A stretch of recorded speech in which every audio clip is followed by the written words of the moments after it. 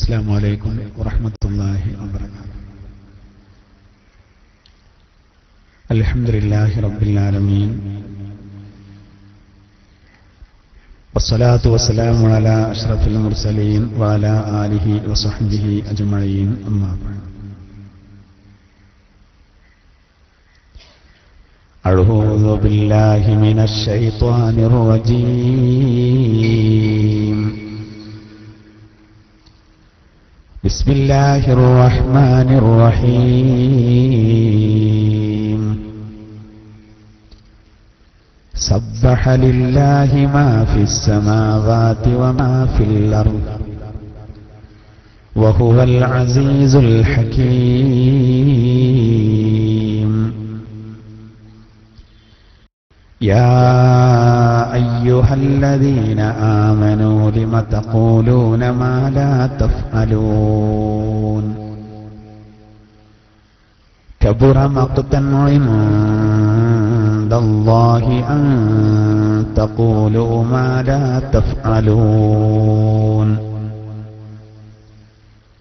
إن الله يحب الذين يقاتلون في سبيله صفا كأنهم بنيان مرصوص. صدق الله العلي العظيم. ബഹുമാനപ്പെട്ട സഹോദരങ്ങളെ, ക്ലാസ് റൂമിലൂടെയും മറ്റും ഇത് ശ്രമിച്ചുകൊണ്ടിരിക്കുന്ന നല്ലവരായ സഹോദര സഹോദരിമാരെ, സർവശക്തനായ അല്ലാഹു അവന്റെ പൊരുത്തത്തിലായി പ്രീതിയിലായി ജീവിച്ച് പരിപൂർണ ഹിദായത്തിലായി ഈമാനിലായി മരിക്കാൻ നമുക്കെല്ലാവർക്കും അല്ലാഹു ഭാഗ്യം നൽകി അനുഗ്രഹിക്കുമാറാകട്ടെ. നമ്മുടെയും അതുപോലെ നമ്മുടെ മാതാപിതാക്കൾ, നമ്മുടെ ഭാര്യമാർ, നമ്മുടെ സഹോദരങ്ങൾ, മക്കൾ എല്ലാവരിലുമുള്ള ചെറുതും വലുതുമായ രോഗങ്ങളെ അല്ലാഹു ഭേദമാക്കി തരുമാറാവട്ടെ. പരീക്ഷ എഴുതുന്ന നമ്മുടെ ഒരുപാട് കുട്ടികളുണ്ട്. SSLC പരീക്ഷ അടക്കം അല്ലാഹു തആല അവർക്ക് അഭിമാനകരമായ വിജയം പ്രദാനം ചെയ്യുമാറാവട്ടെ. ആത്മാഭിമാനത്തോടുകൂടെ ജീവിക്കുവാനും പരിപൂർണ ഹിദായത്തിലായി ഈമാനിലായി മരിക്കുവാനും അല്ലാഹു നമുക്കെല്ലാവർക്കും തൗഫീഖ് നൽകി അനുഗ്രഹിക്കുമാറാകട്ടെ. ആമീൻ. ഒരു പുതിയ സൂറത്തിന്റെ വിശദീകരണം നമ്മൾ ഇന്ന് തുടങ്ങുകയാണ്. സൂറത്തു സ്സഫ്, അതിവിശിഷ്ടമായ സൂറത്താണ് സൂറത്തു സ്സഫ്. തസ്ബീഹിന്റെ മഹത്വത്തിലേക്ക് വിരൽ ചൂണ്ടി ഈ സൂറത്ത് അല്ലാഹു തആല തുടങ്ങുകയും അതിനുശേഷം ഒട്ടേറെ പ്രധാനപ്പെട്ട വിഷയങ്ങളെ പരാമർശിക്കുകയും ചെയ്യുന്ന സുപ്രധാനമായ സൂറത്താണ്.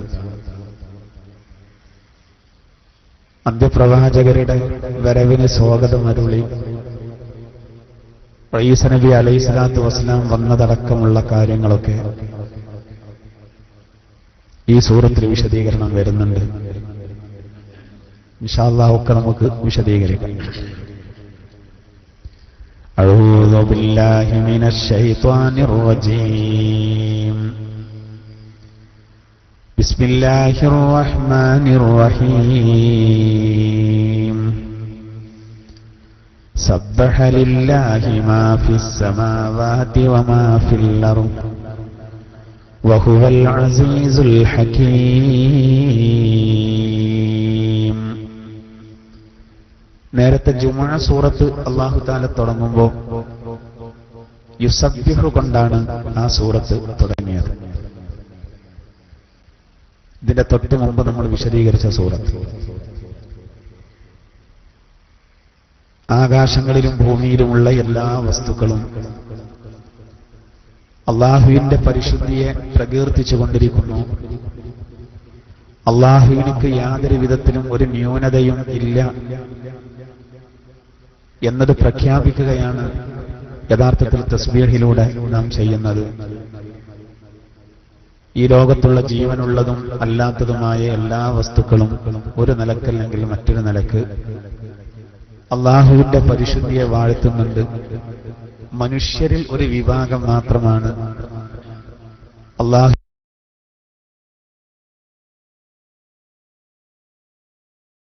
പരിശുദ്ധിയെ പ്രതിജ്ഞ ചെയ്യാൻ എനിക്ക് സുജൂദ് ചെയ്യാനും മടിയുള്ളത് എന്ന് ഒരുപാട് ആയത്തുകൾ പഠിപ്പിക്കുന്നുണ്ട്. ഈ സൂറത്ത് തുടങ്ങുന്നതും അങ്ങനെയാണ്. സബ്ബഹ ലില്ലാഹി മാ ഫിസ് സമാവാതി വമാ ഫിൽ അർദ്. ആകാശങ്ങളിലും ഭൂമിയിലുമുള്ള എല്ലാ വസ്തുക്കളും അല്ലാഹുവിന്റെ പരിശുദ്ധിയെ പ്രകീർത്തനം ചെയ്യുന്നു. വഹുവൽ അസീസുൽ ഹകീം. അല്ലാഹു തആല പ്രതാപശാലിയാണ്, അസീസാണവൻ, ഇസ്സത്തുള്ളവൻ. അതോടുകൂടെ അഗാധ ജ്ഞാനത്തിന്റെ ഉടമയുമാണവൻ. അല്ലാഹു വലിയ വിവരമുള്ള ആളാവുന്നു. അത്രമാത്രമേ ഈ ആയത്തിലൂടെ പറയുന്നുള്ളൂ. പക്ഷെ വിശാലമായ അർത്ഥം അതിനുണ്ട്. ആകാശഭൂമികൾക്കിടയിലുള്ള സകല വസ്തുക്കളും അള്ളാഹുവിന്റെ വിശുദ്ധിയെ വാഴ്ത്തുന്നു, തസ്ബീഹ് ചെയ്യുന്നു എന്ന് പറയുമ്പോൾ വിശുദ്ധ ഖുർആനിന്റെ സംബോധിതർ യഥാർത്ഥത്തിൽ നമ്മളാണ്. അതുകൊണ്ട് അതിൽ നിന്ന് പാഠം ഉൾക്കൊണ്ടുകൊണ്ട് നമ്മളും തസ്ബീഹിനെ അധികരിപ്പിക്കണം. അതിനു വേണ്ടിയിട്ടാണ് അല്ലാഹു തആല ഈ കാര്യം പറയുന്നത്. അത് വേറെ ചില ആയത്തുകളിലൂടെ പറയുന്നുണ്ടല്ലോ. ഫസബ്ബിഹ് ബിസ്മി റബ്ബിക്കൽ അലീം. മഹാനായ നിന്റെ രക്ഷിതാവിന്റെ നാമത്തെ പ്രകീർത്തിക്കുക. സബ്ബീഹ് സൂറത്തിന്റെ ആയത്തിൽ അല്ലാഹു പറയുന്നുണ്ടല്ലോ, അത്യുന്നതനായ റബ്ബിനെ പ്രകീർത്തിച്ചോ. സബ്ബിഹ് ഇസ്മ റബ്ബിക്കൽ അഅ്ലാ. അത്യുന്നതനായ നിന്റെ രക്ഷിതാവിന്റെ നാമത്തെ നീ പ്രകീർത്തിച്ചോ, തസ്ബീഹ് ചെയ്തോളൂ എന്ന് അല്ലാഹു നമ്മളോട് ആഹ്വാനം ചെയ്യുന്നു. അല്ലാഹുവിനക്ക് വലിയ ഇഷ്ടമുള്ള ഒരു സംഗതിയാണ്. മിഅ്റാജിന്റെ യാത്രയിൽ നടന്ന ഒരു സംഭവം പറയാം. കാരണം നമ്മൾ തസ്ബീഹിനെ പറ്റി നേരത്തെ ഒരുപാട് വിശദീകരിച്ചതാണ്.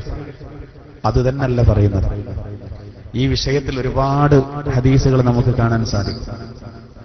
മിഅ്റാജിന്റെ യാത്രയിൽ അല്ലാഹുവിന്റെ തിരുദൂതര് ചരിത്രത്തിൽ കാണാൻ സാധിക്കും. ഒരു പുഴ അല്ലാഹുവിന്റെ തിരുദൂതർ കണ്ടു. മിഅ്റാജിന്റെ യാത്രയിൽ ഒരുപാട് അത്ഭുതങ്ങൾ കണ്ടതാണ്. ആ കൂട്ടത്തിൽ മനോഹരമായ ഒരു പുഴ അല്ലാഹുവിന്റെ തിരുദൂതർ കണ്ടു. ആ പുഴയുടെ അടുത്ത് അതിന്റെ കരയിൽ ഒരു മലക്കിനെ അല്ലാഹുവിന്റെ തിരുദൂതർ കാണുകയും ആ മലക്കിന് 70,000 ചിറകുകളെ അല്ലാഹു നൽകിയതായിട്ട് മഹാനായ പ്രവാചകർക്ക്. ഫാത്തിർ സൂറത്തിൽ മലക്കുകളുടെ ചിറകിനെ പറ്റി അല്ലാഹു പറയുന്നുണ്ട്. അല്ലാഹു ഒരു ചിറക്, 2 ചിറക്, അങ്ങനെ തൊട്ട് ഒരുപാട് ചിറകുകൾ അല്ലാഹു കൊടുത്തിട്ടുണ്ട് മലക്കുകൾക്ക്. അവന്റെ ഒരു പ്രത്യേക സൃഷ്ടിയാണ്. മിഅ്റാജിന്റെ യാത്രയിൽ തിരുദൂതർ കാണുന്നത് 600 ചിറകുകളുള്ള മലക്ക് ജിബ്രീൽ അലൈഹിസ്സലാത്തു വസ്സലാമാണ്. ആ യാത്രയിലെ പ്രവാചകരുടെ വഴികാട്ടി, ഗൈഡ്. ആ യാത്രയിലാണ് ഒരു പുഴയുടെ തീരത്ത് അള്ളാന്റെ തിരുദൂതർ കാണുന്നത് ഒരു മലക്കിനെ. ആ മലക്കിന് 70,000 ചിറകുകളുണ്ട്.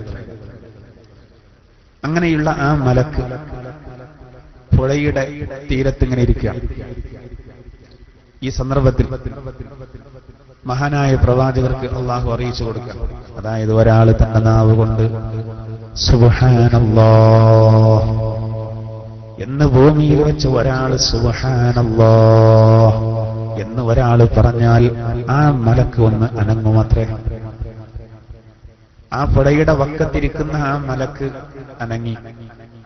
അതിന്റെ ശേഷം സുബ്ഹാനല്ലാഹി വൽഹംദുലില്ലാഹ്, സുബ്ഹാനല്ലാഹിന്റെ ശേഷം വൽഹംദുലില്ലാഹ് എന്ന് ഒരാൾ പറഞ്ഞു കഴിഞ്ഞാൽ, നാവ് കൊണ്ട് ഉച്ചരിച്ചു കഴിഞ്ഞാൽ 70,000 ചിറകുകളുള്ള മലക്ക് തന്റെ ചിറകുകളെ അത് വിടർത്തുമത്രേ.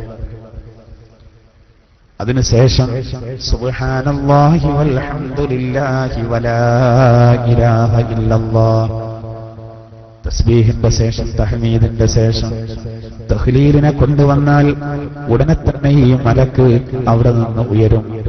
ചിറക് വെച്ചതാണ്. ആകാശലോകമുള്ള അവരുടെ സഞ്ചാര മേഖല, പറക്കാൻ കഴിയും. അതിനുശേഷം അല്ലാഹു അക്ബർ എന്ന് ഈ മുഅ്മിനായ മനുഷ്യൻ ഭൂമിയിൽ വെച്ച് പറഞ്ഞു കഴിഞ്ഞാൽ ആ പുഴയിൽ ആ മലക്കൊന്ന് മുങ്ങുമത്രേ. ഓരോന്നിനും അതിൻ്റെതായ രീതിയിൽ വരും. അതിനുശേഷം ഒരാള് ലാ ഹൗല വലാ ഖുവത ഇല്ലാ ബില്ലാഹിൽ അലിയ്യിൽ അലീം എന്ന് ഒരാള് ചൊല്ലിക്കഴിഞ്ഞാൽ ആ സമയം അല്ലാഹുവിന്റെ തിരുദൂതർ പറയുന്നത് ഉടനെ തന്നെ ആ മലക്ക് ആ വെള്ളത്തിൽ നിന്ന് ഉയരുകയും അതിന്റെ ഓരോ ചിറകിൽ നിന്നും 70,000 വീതം വെള്ളത്തുള്ളികൾ പുറത്തേക്ക് തെറിക്കുമത്രേ. 70,000 ചിറകുകളുള്ള മലക്കാണ്. ആ മലക്കിന്റെ ഓരോ ചിറകിൽ നിന്നും 70,000 വീതം വെള്ളത്തുള്ളികൾ പുറത്തേക്ക് വരുന്നു. ഇനി നോക്കൂ, മഹാനായ പ്രവാചകരെ പഠിപ്പിച്ചത് അങ്ങനെ ഓരോ തുള്ളിക്കും പകരം അല്ലാഹു ഓരോ മലക്കുകളെ കണക്കാക്കുകയും ആ മലക്കുകൾ മുഴുവനും ഇവന്റെ പാപമോചനത്തിന് വേണ്ടി ഖിയാമത്ത് നാൾ വരെ അല്ലാഹുവോട് അപേക്ഷിക്കും. തസ്ബീഹിന്റെ മഹത്വം നോക്കൂ. 70,000 ചിറകുള്ള മലക്ക് ഇരിക്കുന്നിടത്ത് നിന്ന് അനങ്ങുന്നത് സുബ്ഹാനല്ലാഹ് മല. സുബ്ഹാനല്ലാഹി. വളരെ പ്രധാനപ്പെട്ട ഈ തസ്ബീഹ്, ഈ തഹ്മീദും ഈ തഹ്ലീലും ഈ തക്ബീറും ഇതെല്ലാം അടങ്ങിയത് ചൊല്ലുമ്പോൾ ആ സമയത്താണ് ആദ്യഘട്ടത്തിൽ മലക്ക് അനങ്ങുന്നതും, രണ്ടാമത് അൽഹംദുലില്ലക്ക് ചിറക് വളർത്തുന്നതും, ലാ ഇലാഹ ഇല്ലല്ലക്ക് അത് പറക്കുന്നതും, പിന്നീട് അല്ലാഹു അക്ബർന്ന് വെള്ളത്തിൽ മുങ്ങുന്നതും, വലാ ഹൗല വലാ ഖുവത ഇല്ലാ ബില്ലക്ക് അത് ഉയരുന്നതും. എന്നിട്ട് ഓരോ ചിറകിൽ നിന്നും 70,000 വീതം വെള്ളത്തുള്ളികൾ. ഓരോ തുള്ളിക്കു പകരം ഓരോ മലക്കുകളെ അല്ലാഹു പടക്കുന്നു. ആ മലക്കുകളുടെ ഡ്യൂട്ടി ഇത് ചൊല്ലിയ ആൾക്ക് വേണ്ടിയിട്ട് അള്ളാഹുവിനോട് പാപമോചനത്തിന് അർത്ഥിക്കുക. ഒറ്റവട്ടല്ല. അള്ളാഹിന്റെ ദൂതർ പറഞ്ഞത് ഖിയാമത്ത് നാൾ വരെയാണ്. നമ്മളെ പണി വേറെ എടുത്തുകൊണ്ടിരിക്കുക. ആ സമയത്തും സഹോദരാ, ഇതാ നമുക്ക് വേണ്ടി മലക്കുകൾ ഇസ്തിഗ്ഫാറിന് പൊറുക്കലിനെ തേടും. ഇതാണ് തസ്ബീഹിന്റെ മഹത്വം. ഞാൻ ഒരു ഉദാഹരണം പറഞ്ഞതാണ്. നേരത്തെ പറഞ്ഞ നിങ്ങൾക്ക് ഓർമ്മ ഉണ്ടാവും. ഈ പറയപ്പെട്ട തസ്ബീഹ്, ആ തസ്ബീഹിന്റെ ഉത്ഭവം പ്രവാചകർ പഠിപ്പിച്ചിട്ടില്ലേ? അർശിനെ ചുമക്കുന്ന മലക്കുകൾ ചൊല്ലിയതാണ് സുബ്ഹാനല്ലാഹ്. ആദം നബി അലൈഹിസ്സലാത്തു വസ്സലാമും തുമ്മിയതിന്റെ ശേഷം അല്ലാഹുവിന്റെ കൽപ്പന പ്രകാരം ചൊല്ലിയതാണ് അൽഹംദുലില്ലാഹ്. സയ്യിദുനാ നൂഹ് നബിയുടെ കാലഘട്ടത്തിലാണ് വിഗ്രഹാരാധന തുടങ്ങിയത്. അതുകൊണ്ട് അദ്ദേഹത്തോട് അല്ലാഹു പറഞ്ഞു, ഖുൽ ലാ ഇലാഹ ഇല്ലല്ലാഹ്. ഇബ്രാഹിം നബി സ്വന്തം മകന്റെ കഴുത്തിലേക്ക് കത്തി കൊണ്ടുപോയി അല്ലാഹുവിന്റെ കൽപ്പന പ്രകാരം. അവസാനം അല്ലാഹുവിന്റെ കൽപ്പന വന്നു, യാ ഇബ്രാഹിം ഖദ് സദ്ദഖ്ത റുയാ. ഓ ഇബ്രാഹിം, അങ്ങ് സ്വപ്നത്തെ സാക്ഷാത്കരിച്ചിരിക്കുന്നു. വേണ്ട, അറക്കണ്ട, പകരം ആടിനിറക്കി കൊടുത്തു. ആ ആടിനെ കണ്ടപ്പോ ഇബ്രാഹിം നബി തന്റെ നാവ് കൊണ്ട് മൊഴിഞ്ഞു, അല്ലാഹു അക്ബർ. ഇതിന്റെ ഉത്ഭവം അതാണ്. ഇതറിഞ്ഞ റസൂല് ആശ്ചര്യത്തോടുകൂടെ പറഞ്ഞു, അത്രേ ലാ ഹൗല വലാ ഖുവത ഇല്ലാ ബില്ലാഹിൽ അലിയ്യിൽ അലീം. ഇതാണ് പിന്നെ അതിവിശിഷ്ടമായ തസ്ബീഹായി മാറിയത്. സുബ്ഹാനല്ലാഹ് ചൊല്ലിയാൽ ഒരു കൂലി, സുബ്ഹാനല്ലാഹി വബിഹംദിഹി എന്ന് ഒരു വിട്ടാൽ മറ്റൊരു കൂലി, സുബ്ഹാനല്ലാഹി വബിഹംദിഹി സുബ്ഹാനല്ലാഹിൽ അലീം എന്ന് ചൊല്ലിയാൽ മറ്റൊരു പ്രതിഫലം, സുബ്ഹാനല്ലാഹി വൽഹംദുലില്ലാഹി വലാ ഇലാഹ ഇല്ലല്ലാഹു വല്ലാഹു അക്ബർ അത് ചൊല്ലിയാൽ മറ്റൊരു കൂലി. ഇങ്ങനെ ഒരുപാട് പ്രതിഫലം അല്ലാഹു നൽകുമെന്നാണ്. ദിക്റുകളൊക്കെ അങ്ങനെ തന്നെ, ഓരോന്നിനും അതിൻ്റെതായ പ്രതിഫലമുണ്ട്. ഈ തസ്ബീഹും ഒരു ദിക്റ. നമ്മുടെ നാവ് എപ്പോഴും വരണം. ഒരു ഹദീസിൽ കാണാം, ഒരാൾ തന്റെ നാവ് കൊണ്ട് പറഞ്ഞു, ലാ ഇലാഹ ഇല്ലല്ലാഹ് മുഹമ്മദുർ റസൂലുള്ളാഹ്. ഇത് ഒരാൾ മൊഴിയുമ്പോ, ആത്മാർത്ഥമായി ഉരുവിടുമ്പോ, അല്ലാഹുവിന്റെ അർശിന്റെ അരികിലുള്ള ഏതാനും തൂണുകൾ അത് പ്രകമ്പനം കൊള്ളും അത്രേ. ആ തൂണുകളോട് അടങ്ങാൻ പറയും അല്ലാഹ്. ആ തൂണുകളോട് അല്ലാഹു തആല അടങ്ങാൻ പറഞ്ഞാല് ആ തൂണുകൾ ആ സമയത്ത് പറയും അത്രേ, റബ്ബേ എങ്ങനെ ഞങ്ങൾ അടങ്ങും? ഇത് പറഞ്ഞ ആൾക്ക് നീ പുറത്തു കൊടുത്തു എന്ന വിവരം ഞങ്ങൾക്ക് കിട്ടണം, എന്നാലേ അടങ്ങാൻ കഴിയുള്ളൂ. അങ്ങനെ നമ്മൾ ലാ ഇലാഹ ഇല്ലല്ലാഹ് മുഹമ്മദുർ റസൂലുള്ളാഹ് എന്ന് അർത്ഥം അറിഞ്ഞ് മനസാന്നിധ്യത്തോടുകൂടെ തന്റെ നാവ് കൊണ്ട് മൊഴിഞ്ഞ ആളുകൾക്ക് അല്ലാഹു തആല അവരുടെ പാപങ്ങൾ പുറത്തു കൊടുക്കുമെന്നുള്ള വിവരം കിട്ടിയിട്ടേ അർശിന്റെ അരികിലുള്ള ആ വലിയ തൂണുകൾ അതിന്റെ പ്രകമ്പനം അത് അവസാനിപ്പിക്കൂ എന്നാണ് ഹദീസ്. ഒന്ന് ആലോചിച്ച് നോക്കൂ. നമ്മൾ ചൊല്ലുന്ന കാര്യങ്ങൾക്കുള്ള പ്രതിഫലം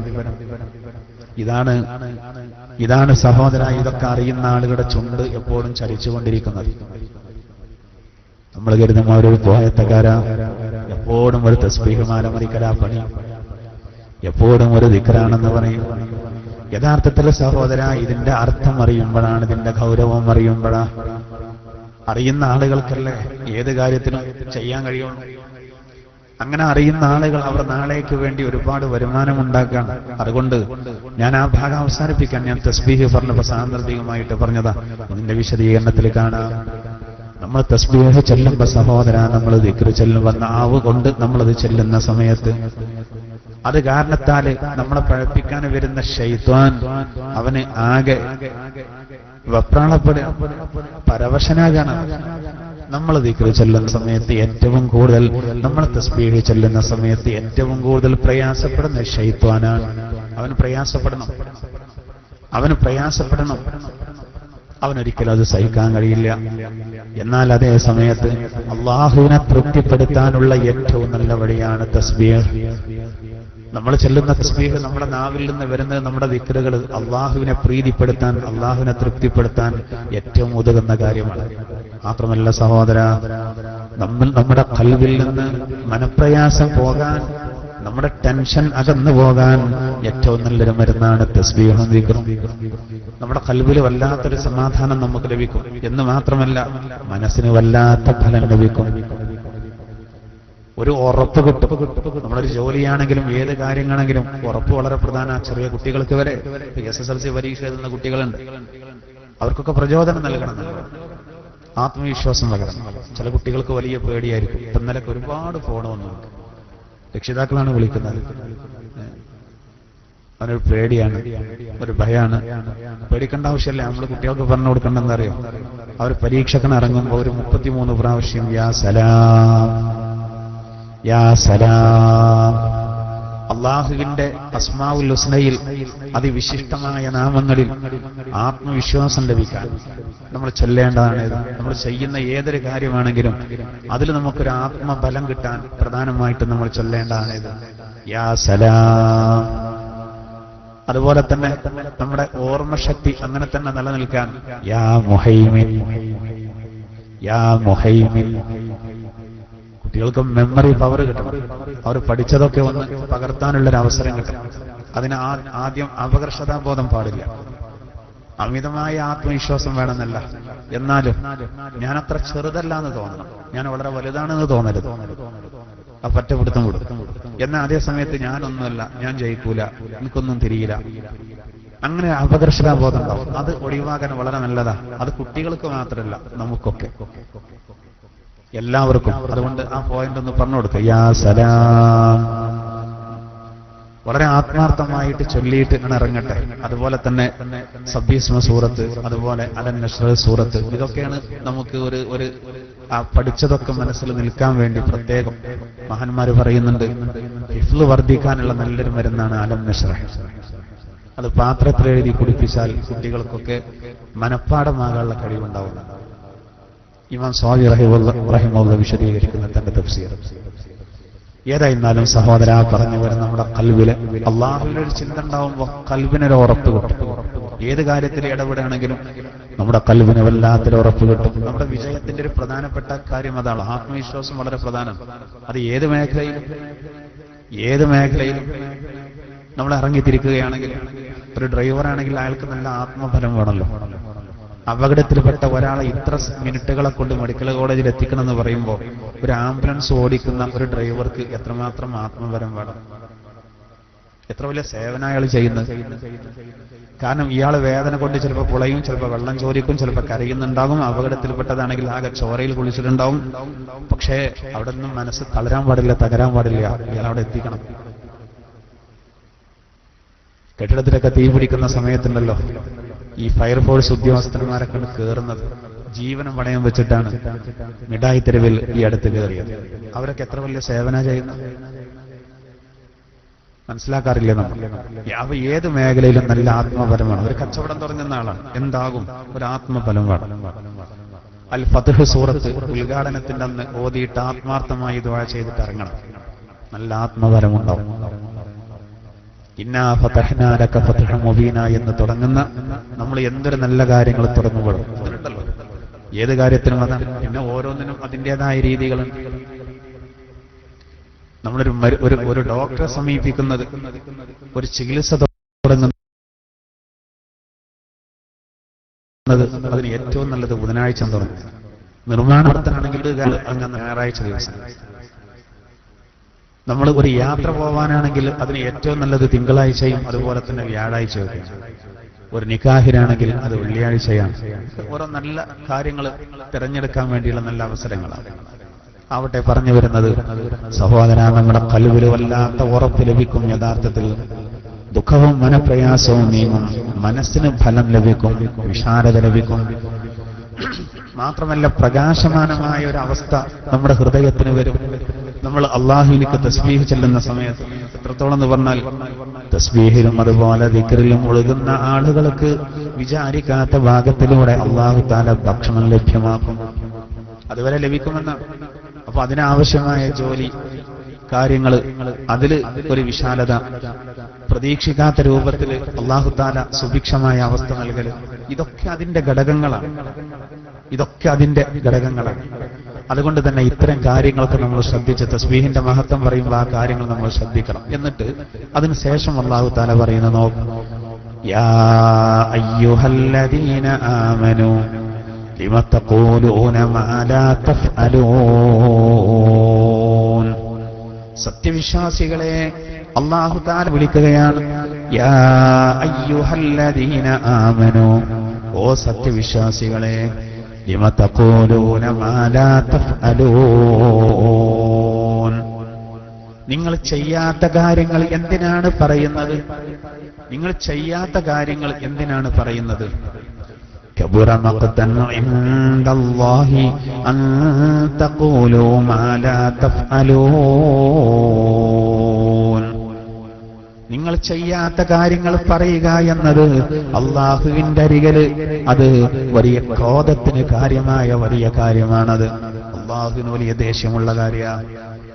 ചെയ്യാത്ത കാര്യം പറയുക എന്നുള്ളത് അള്ളാഹുവിന് വളരെ ദേഷ്യമുള്ള കാര്യമാണ്. ഒരുപാട് വിശദീകരണങ്ങളുള്ള അതിപ്രധാനപ്പെട്ട ഒരു ഭാഗമാണ് സൂറത്ത് സഫിലെ 2, 3, 4 ഈ വചനം. അള്ളാഹു പറയുന്നത് ചെയ്യാത്തത് എന്തിനാ പറയുന്നത്? പറയാൻ പാടില്ല. അഥവാ ചെയ്യാത്ത കാര്യം നമ്മൾ പറഞ്ഞാൽ അന്ന് മുതൽ തുടങ്ങണം. ഞാൻ ചെയ്യാത്ത ഒരു കാര്യം, ജീവിതത്തിൽ പകർത്താത്തൊരു കാര്യം ഞാൻ നിങ്ങളോട് നിർബന്ധിപ്പിക്കുന്നതിൽ എന്തർത്ഥമുള്ളത്? എനിക്ക് വലിയ കുറ്റാണ്. സഹോദരാ, ഞാൻ ചെയ്യാത്ത കാര്യം ഞാൻ നിങ്ങളോട് പറയുന്നത് അള്ളാഹുവിന്റെ അരികെ അത് വലിയ കുറ്റമാണ്. അത് നിഫാഖിന്റെ അടയാളമാണ്. കാപ്പട്യല്ലേ അത്? കാപ്പട്യമാണ്. അത് ആരാണെങ്കിലും പാടില്ലാത്തതാണെന്നാണ്. ചെയ്യാത്ത കാര്യങ്ങൾ പറയരുത്. അഥവാ പറഞ്ഞു പെട്ടാലോ അന്ന് മുതൽ അവൻ തുടങ്ങണം. എന്നാ വിജയിച്ചു. ഈ പറയപ്പെട്ട അള്ളാഹുവിന്റെ ക്രോധത്തിൽ പെടൂല. ഇത് വലിയൊരു തത്വമാണ്. പൊതുവെ ആളുകളുടെ സ്വഭാവമാണ് എന്ത്? അവനാന്റെ കാര്യം ശ്രദ്ധിക്കൂല, അവനവന്റെ കാര്യം ശ്രദ്ധിക്കൂല, വേറെയുള്ളവരുടെ കാര്യങ്ങൾ വല്ലാതെ ശ്രദ്ധിക്കും. അങ്ങനെ പറയും അവരെ പറ്റി ഒരുപാട് കുറ്റങ്ങളും കുറവുകളും. എന്ന ഈ പറയുന്ന കാര്യത്തിൽ അവർക്ക് വലിയ ശ്രദ്ധയുണ്ടോ? ഇല്ല, ഒരു ശ്രദ്ധയില്ല. നിസ്കരിക്കാത്തവരെ പറ്റി പറയും, നിസ്കാരത്തിന്റെ കാര്യത്തിൽ പറയുന്ന ആൾക്ക് ശ്രദ്ധയില്ല. നിങ്ങളെന്നാ ആലോചിച്ച് നോക്കൂ. അങ്ങനെ പറഞ്ഞാൽ പിന്നെ അതെങ്ങനെ ആ പറയപ്പെടുന്ന ആളില് അതെങ്ങനെ ഫലം ചെയ്യും? സുബഹി നിസ്കരിക്കാത്ത ഒരാള് മറ്റുള്ളവരോട് സുബഹി നിസ്കാരത്തിന്റെ മഹത്വം പറഞ്ഞാൽ അതിലെന്തർത്ഥമാണ്? അത് ഫലം ചെയ്യില്ല എന്ന് മാത്രമല്ല, അവന് പരിഹാസ്യനാകും. ചെയ്യാൻ പാടില്ല എന്നുള്ള നമ്മൾ പറയുന്ന കാര്യങ്ങൾ നമ്മൾ ചെയ്യുന്ന അപ്പോഴേ അതുകൊണ്ട് ഫലമുള്ളൂ. മുട്ട് വറക്കാതെ പറയാൻ കഴിയുന്നതും അത് മാത്രം. ഇത് ഏറെ നമ്മൾ ശ്രദ്ധിക്കേണ്ടതാണ്. ഇതാണ് ഇന്ന് മൊത്തത്തിൽ ഇല്ലാതെ പോയത്. വലിയവർക്കും ചെറിയവർക്കും കാര്യപ്പെട്ടവർക്കും കാര്യപ്പെടാത്തവർക്കും ഒക്കെ ഇല്ലാതെ പോയ കാര്യങ്ങൾ യഥാർത്ഥത്തിൽ ഇതാണ്. ശ്രദ്ധിക്കണ്ടല്ലേ നമ്മൾ? ആളുകളെ പരലോകവും നരകവും ഒക്കെ പറഞ്ഞ് ഞെട്ടിക്കുന്ന ആളുകൾ നിസ്കാരത്തിന്റെ കാര്യത്തിലോ സാമ്പത്തിക വിഷയത്തിലോ ഒരു ശ്രദ്ധയുമില്ലാത്ത എത്ര ആളുകളുണ്ട്. എന്നാൽ മൈക്ക് കിട്ടിയാലോ ഓ കസറും ഭയങ്കര പ്രശ്നമായിരിക്കും. അതേസമയത്ത് അവരുടെ ജീവിതത്തിൽ അത് വേണ്ട. നിസ്കാരത്തിന്റെ കാര്യത്തിൽ ശ്രദ്ധിച്ചാലും സാമ്പത്തിക വിഷയത്തിൽ ശ്രദ്ധിക്കും. എത്രയോ ആളുകൾ അതിനോടടുക്കുമ്പോഴാണ് ഇയാൾക്ക് എത്രമാത്രം ധീരുണ്ട് എന്ന് നമുക്ക് മനസ്സിലാക്കും. ഇതൊക്കെ നമ്മൾ കാണുന്നതാണ്. അതുകൊണ്ട് തന്നെ സഹോദര, അല്ലാഹു പറയുന്നത്, സത്യവിശ്വാസികളെ, നിങ്ങൾ ചെയ്യാത്ത കാര്യങ്ങൾ എന്തിനാണ് പറയുന്നത്? ചെയ്യാത്ത കാര്യങ്ങൾ പറയുക എന്നത് അല്ലാഹുവിൽ നിന്ന് വലിയ ക്രോധത്തിന് കാരണമാണ്. അള്ളാന്റെ കോപത്തിന് പാത്രമാകാൻ അത് കാരണമാ. അള്ളാഹുവിലേക്ക് വലിയ ദേഷ്യമാണ് അവരോട്. ഈ ആയത്ത് ഇറങ്ങണ്ടായ കാരണം എന്താ അറിയോ? പ്രധാനപ്പെട്ട ഒരു വിഷയമാണ്. അതായത് ഇസ്ലാമിന്റെ ആദ്യകാലത്ത് ഒരുപാട് സമരങ്ങൾ, യുദ്ധങ്ങൾ വേണ്ടി വന്നിരുന്നു. അനിവാര്യ ഘട്ടങ്ങളിൽ. അപ്പൊ ചില ആളുകൾ പറയും, എന്ത്, യുദ്ധം ഉണ്ടായി കഴിഞ്ഞാൽ ഇൻഷാ അല്ലാഹ് ഞങ്ങൾക്ക് എന്തുണ്ടാവും? ഒരു യുദ്ധം ഉണ്ടായിക്കഴിഞ്ഞാൽ ഞങ്ങളൊക്കെ യുദ്ധത്തിൽ പങ്കെടുക്കും എന്നവർ പറയും. പക്ഷെ പോകേണ്ട സന്ദർഭം വരുന്ന സമയത്ത് അവരാരും എന്തുണ്ടാവില്ല, യുദ്ധത്തിനുണ്ടാവില്ല. എന്നാ ഒരു വലിയ വർത്തമാനം പറയും. ആ പറയുന്നത് അവരുടെ ജീവിതത്തിൽ കാണൂല. പോകേണ്ട ഒരവസ്ഥ വരുമ്പോ ചില ആളുകൾ വല്ല ഊരും. മുനാഫിക്കുകളായിരുന്നു ആ പണിയെടുത്തിരുന്നത്. കപവിശ്വാസികളാണ്. അവര് യുദ്ധം തുടങ്ങുന്നതിന് മുമ്പ് നബിയോട് പറയും, ഞങ്ങളുണ്ട്, പേടിക്കണ്ട, പോണം, അങ്ങനെ ആക്കണം, ഇങ്ങനെ ആക്കണം. പക്ഷെ പോകേണ്ട അവസ്ഥ വന്നാൽ, ഡേറ്റ് തീരുമാനിച്ചാൽ എന്തെങ്കിലുമൊക്കെ ഒഴിയഴിവ് പറഞ്ഞിട്ട് ഒഴിവാവും.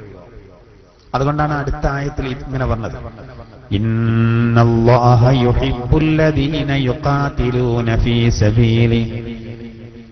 സബീലിഹി സഫ്ഫൻ കഅന്നകും ബുൻയാനും മർസൂസ്.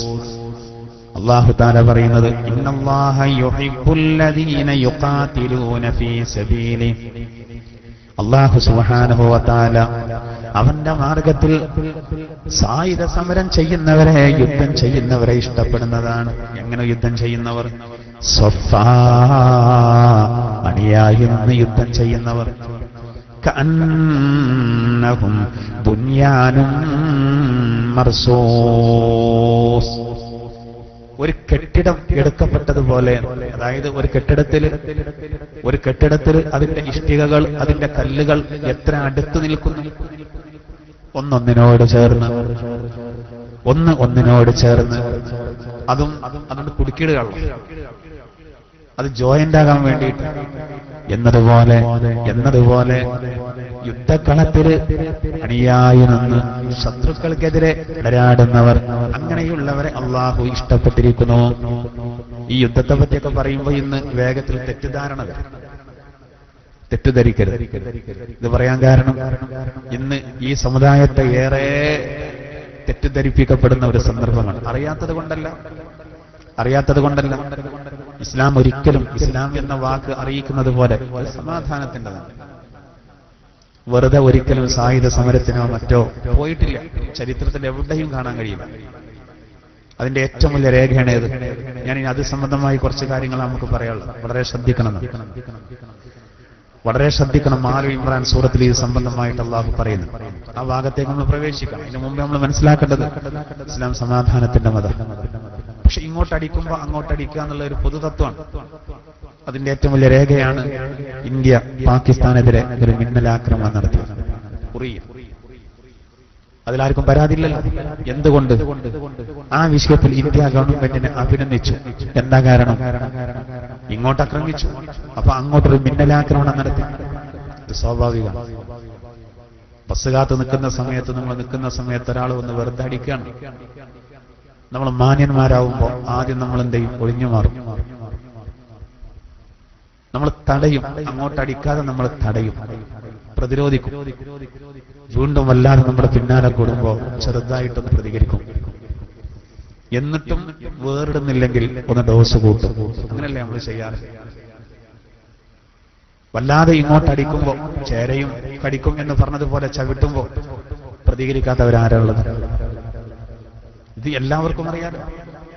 എന്നതുപോലെ സഹോദര, എന്നിട്ടും നമ്മൾ നോക്കൂ, നിങ്ങൾ 13 കൊല്ലക്കാലം മക്കയിൽ എത്രമാത്രം ക്രൂരമായ പീഡനങ്ങൾ സഹിച്ചു, എന്തൊക്കെ അവഹേളനങ്ങൾ. ജന്മനാട്ടിൽ നിന്ന് അവസാനം ഹിജ്റ പോകേണ്ടി വന്നു തിരുദൂതർക്ക്. തന്റെ അനുയായികളാകെ ഹബശയിലേക്ക് പറഞ്ഞയച്ചു, പിന്നെ മദീനയിലേക്ക്. അവസാനം തിരുദൂതരും പോയി. 13 കൊല്ലക്കാലം വല്ലാതെ പ്രയാസപ്പെട്ടു. തിരിച്ചടിച്ചോ? വേണമെങ്കിൽ ഉമറുൽ ഫാറൂഖ് റളിയല്ലാഹു അൻഹു ഇസ്ലാം സ്വീകരിച്ചതിന്റെ ശേഷം ഉമറുൽ ഫാറൂഖ് റളിയല്ലാഹു അൻഹു, സയ്യിദുനാ അലി ഇബ്നു അബീ ത്വാലിബ് റളിയല്ലാഹു അൻഹു, മഹാനായ ഹംസ റളിയല്ലാഹു അൻഹു, അങ്ങനെയുള്ള ധീരന്മാരെ ഉപയോഗിച്ച് വേണമെങ്കിൽ തിരിച്ചടിക്കാമായിരുന്നു. ചെയ്തോ? എന്തൊക്കെ സഹിച്ചു സഹോദര. ചപ്പുചവറുകൾ തന്റെ മുഖത്തേക്ക് വന്നു. പ്രവാചകർ ക്ഷമിച്ചു. നബിയോട് അല്ലാഹു അങ്ങനെ കൽപ്പിച്ചു, ഫസ്ബിർ ലിഹുക്മി റബ്ബിക്, നബിയെ താങ്കളുടെ രക്ഷിതാവിന്റെ വിധി വരുന്നത് വരെ ക്ഷമിക്കണമെന്ന് അല്ലാഹുവിന്റെ കൽപ്പന അങ്ങനെ വന്നുകൊണ്ടിരുന്നു. യുദ്ധത്തിന് പോയില്ല. തന്റെ അനുയായികളോട് തിരിച്ചടിക്കാൻ പ്രേരിപ്പിച്ചില്ല. എല്ലാം ക്ഷമിച്ചു. 70ഓളം ആയത്തുകൾ ഇറങ്ങിയ സഹോദര ക്ഷമിക്കാൻ വേണ്ടി. ഈ മതത്തെ പിന്നെ എങ്ങനെ തീവ്രവാദികളാണെന്ന് പറയാം? ജന്മനാട്ടിൽ നിന്ന് 13 കൊല്ലം 40ാമത്തെ വയസ്സ് മുതൽ 53 വരെ അള്ളാഹുവിന്റെ തിരുദൂതർ എല്ലാം സഹിച്ചു. ആർക്കാ ഈ സംഭവത്തിൽ തർക്കമുള്ളത്? ആലോചിച്ച് നോക്കൂ. ആരോപിക്കുന്ന ആളുകൾ പഠിക്കേണ്ടതല്ലേ? പിന്നെ ഗത്യൻ റിലേറ്റ് അള്ളാന്റെ കൽപ്പനത മദീനയിലേക്ക് പോവാൻ. ഹിജ്റ പോയി. മദീനയിലും ജീവിക്കാൻ സമ്മതിക്കാത്തൊരവസ്ഥ. അവസാനം അബൂജഹലിന്റെ നേതൃത്വത്തിൽ സർവായുധ വിഭൂഷിതരായി 1000ഓളം വരുന്ന സേന ഇങ്ങോട്ട് യുദ്ധം ചെയ്യാൻ വേണ്ടി വന്നതാണ്. മക്കയിൽ നിന്ന് ബദറിലേക്ക് എത്താൻ ഒരുപാട് സഞ്ചരിക്കണം. മദീനയിൽ നിന്ന് അത്ര വേണ്ട. ആരെ തല്ലാൻ വന്നതാ എന്ന് അതിൽ നമുക്ക് മനസ്സിലാക്കാം. അങ്ങനെ സഹോദര, ഇതാണ് ആദ്യത്തെ യുദ്ധം ബദർ. അവിചാരിതമായിട്ടാണ് നമ്മൾ യുദ്ധമുഖത്തെത്തിപ്പെട്ടത്. ഭൗതികമായിട്ട് വിജയിക്കാൻ നമുക്കൊരു സാധ്യതയില്ല. എന്തുകൊണ്ട്? അഭ്യാസം പഠിച്ചവർ കാര്യമായിട്ട് ആരുമില്ല, നല്ല ആയുധങ്ങളില്ല. എന്നാൽ അബൂജഹലോ, അവൻ സർവായുധ വിഭൂഷിതരാണ്. അവന്റെ സേന അവർ ഒരുങ്ങി വന്നതാ. എല്ലാ സെറ്റപ്പും ഉണ്ട്. ഭൗതികമായിട്ട് വിജയിക്കാനുള്ള എല്ലാ ഘടകങ്ങളും ഉണ്ട്. 5000ഓളം മലക്കുകൾ അല്ലാഹു ഇറക്കി കൊടുത്തു. അതിൽ വിജയിച്ചു. ഇതാണ് ആദ്യത്തെ. നിങ്ങൾ ആലോചിച്ച് നോക്കൂ. നമ്മളെ സംബന്ധിച്ചിടത്തോളം നമ്മുടെ കരള്, അല്ലെങ്കിൽ നമ്മുടെ കണ്ണിലെ കൃഷ്ണമണി എന്ന് പറയാം, അല്ലെങ്കിൽ സഹോദര നമ്മുടെ ചങ്കിലെ ചോര എന്ന് പറയാം. ഏത്? പരിശുദ്ധ കഅബ, വിശുദ്ധ കഅബാലയം. നമ്മളെ സംബന്ധിച്ചിടത്തോളം തൗഹീദിന്റെ ഈറ്റില്ലമാണ്, പോറ്റില്ലമാണ്. അങ്ങനെയുള്ള കഅബയിലാണ് ഒരു ദിവസത്തിന് ഒരു ദൈവം കണ്ട് 360ഓളം വിഗ്രഹങ്ങളെ നാട്ടിവെച്ചത്. ആ വിഗ്രഹങ്ങൾ അവിടുന്ന് പറിച്ചു മാറ്റാൻ നബി തങ്ങൾ എത്ര കാലം കാത്തുനിന്നു? വഫാത്തിന്റെ റസൂലുള്ളാഹിന്റെ വേർപാടിന്റെ 2 കൊല്ലം മുമ്പ് കഅബ ശുദ്ധിയാക്കിയ. എന്തേ? കുഴപ്പമുണ്ടാക്കണ്ടെന്ന് കരുതിയിട്ട്. സഹോദര, പരിശുദ്ധ കഅബാലയത്തിലെ വിഗ്രഹങ്ങളെ മാറ്റാൻ വേണമെങ്കിൽ തിരുദൂതർക്കൊരു മാർച്ച് നടത്താമായിരുന്നു. മദീനയിൽ നിന്ന് മക്കയിലേക്ക് നല്ലൊരു മാർച്ച്. ഉമർ റളിയല്ലാഹു അൻഹു തയ്യാറാണ്, അലി റളിയല്ലാഹു അൻഹു തയ്യാറാണ്. 40 ആളുകൾ മാത്രം പിടിച്ചാൽ ഉയരുന്ന ഖൈബറിന്റെ കോട്ടയിലെ ശത്രുക്കളുടെ വാതില്, ആ വാതില് ഒറ്റ കൈകൊണ്ട് പിടിച്ചു, കറാമത്ത് കാണിച്ചു അലി റളിയല്ലാഹു അൻഹു. ആലോചിച്ച് നോക്കൂ. ഖൈബർ യുദ്ധത്തിൽ ശത്രുവിന്റെ കോട്ടന്റെ വാതിലിന് പൊക്കി ഒറ്റ കൈ കൊണ്ട്. ആ വാതിലൊന്ന് ഉയർത്തണമെങ്കിൽ 40 മല്ലന്മാര് വേണം. അങ്ങനെയുള്ള വാതിലാണ് ഒറ്റ കൈ കൊണ്ട് പൊക്കിയെടുത്തത്. ആര്? പുണ്യ റസൂലിന്റെ മരുമകൻ സയ്യിദുനാ അലി ഇബ്നു അബീ ത്വാലിബ് റളിയല്ലാഹു അൻഹു. അത്രക്കും വലിയ കറാമത്തിന്റെ ഉടമ. ആ അലി റളിയല്ലാഹു അൻഹു മുന്നിൽ നിർത്തിയ സഹോദര കഅബയിലെ 360ഓളം ദൈവങ്ങളെ മാറ്റാൻ ഇത് പണിയുണ്ടോ? ഇല്ല. പ്രശ്നം ഉണ്ടാവും. ചരിത്രത്തിൽ അങ്ങനെ കിടക്കുക. അതുകൊണ്ടാണ് സാഹചര്യങ്ങളൊക്കെ അനുകൂലമായി 12,000ഓളം അനുയായികളോടുകൂടെ വഫാത്തിന്റെ 2 കൊല്ലങ്ങൾക്ക് മുമ്പ് 63ാമത്തെ വയസ്സിൽ നബി തങ്ങൾ വഫാത്താകുമ്പോൾ അതിന്റെ തൊട്ട് മുമ്പ് ഈ 12,000 അനുയായികളോടുകൂടെ അള്ളാന്റെ തിരുദൂതർ മക്കയിലേക്കൊരു മാർച്ച് നടത്തിയത്. രക്തരഹിത വിപ്ലവത്തിലൂടെ പരിശുദ്ധ കഅബാലയം ശുദ്ധീകരിച്ചു. ജാഅൽ ഹഖ് വസഹഖൽ ബാതിലു ഇന്നൽ ബാതില കാന സഹൂഖ. സത്യമിതാ വന്നിരിക്കുന്നു, അസത്യമിതാ തകർന്നടിഞ്ഞിരിക്കുന്നു. അസത്യം തകരുക തന്നെ ചെയ്യും. ആ ആയത്തിങ്ങനെ ഓതിയിട്ട് ഓരോ വിഗ്രഹങ്ങളെയും തട്ടിയിട്ടു. അപ്പൊ കുഴപ്പമില്ല. ഇത്രയും ഞാൻ പറഞ്ഞത് നിർബന്ധിത ഘട്ടത്തിൽ മാത്രമാണ് യുദ്ധം നടന്നത്. അതിൽ നമ്മൾ വിജയിച്ചിട്ടുണ്ട്. അതിന്റെ അങ്ങനെ ഒരു ആഹ്വാനം വന്നാൽ പോകേണ്ടി വരും.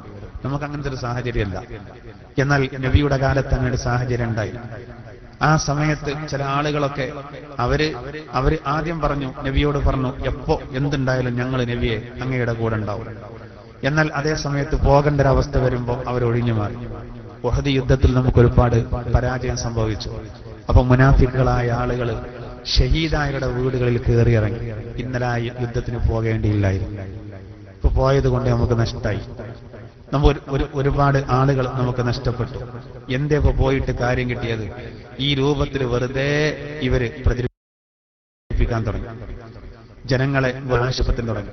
ആ സമയത്ത് അല്ലാഹു സുബ്ഹാനഹു വ തആല സംബന്ധമായിട്ട് വിശുദ്ധ ഖുർആനിൽ പറഞ്ഞിട്ടുണ്ട്. ആരെയും നമ്മൾ മനസ്സിലാക്കേണ്ടത്, വിശുദ്ധ ഖുർആനിൽ അല്ലാഹു തആല ഇപ്പൊ നമ്മൾ ഓതി വെച്ച ഈ സഫ് സൂറത്തിലെ ഈ ആയത്ത് അവതരിക്കാൻ കാരണമായ വേറെ ഒരുപാട് ആയത്തുകളുണ്ട്. അതായത് യുദ്ധത്തിന് വേണ്ടി പോകാൻ നബി തങ്ങൾ ആഹ്വാനം ചെയ്യുമ്പോൾ പേടിച്ച കുറെ ആളുകളുണ്ട്. അവർക്ക് അല്ലാഹു തആല മറുപടി കൊടുക്കുന്നു. ബിസ്മില്ലാഹിർ റഹ്മാനിർ റഹീം. വലാ തഹ്സബന്നല്ലദീന ഖുതിലൂ ഫീ സബീലില്ലാഹി അംവാതാ ബൽ അഹ്യാഉൻ ഇൻദ റബ്ബിഹിം യുർസഖൂൻ. വിശുദ്ധ ഖുർആനിൽ അല്ലാഹു സുബ്ഹാനഹു വ തആല പറയുന്നുണ്ട്, അതായത് യുദ്ധത്തിൽ മരിച്ച ആളുകൾ ഒരു മരിച്ചുപോയി, എന്തായി, ജീവിതം വെറുതെ നഷ്ടപ്പെട്ടു എന്ന് മുനാഫിക്കുകളായ ആളുകൾ പ്രചരിപ്പിച്ചു. അപ്പൊ അല്ലാഹു തആല മറുപടി കൊടുക്കാം. വലാ തഹ്സബന്നല്ലദീന ഖുതിലൂ ഫീ സബീലില്ലാഹ്. അല്ലാഹുവിന്റെ മാർഗത്തിൽ കൊല്ലപ്പെട്ട ആളുകളെ, അതായത് ഷഹീദായ ആളുകളെ പറ്റി ഒരിക്കലും നിങ്ങൾ വിചാരിക്കാൻ പാടില്ല. എന്ത്? അംവാതാ, അവർ മരിച്ചവരാണെന്ന് വിചാരിക്കരുത്.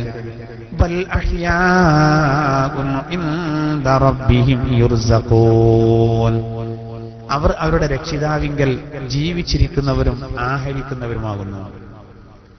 മനസ്സിലാക്കണം, ഇത് ആലങ്കാരികമായി പ്രയോഗിക്കല്ല, അക്ഷരാർത്ഥത്തിൽ അങ്ങനെയാണ് അല്ലാഹു തആല ഖുർആനിലൂടെ പറയുന്നത്.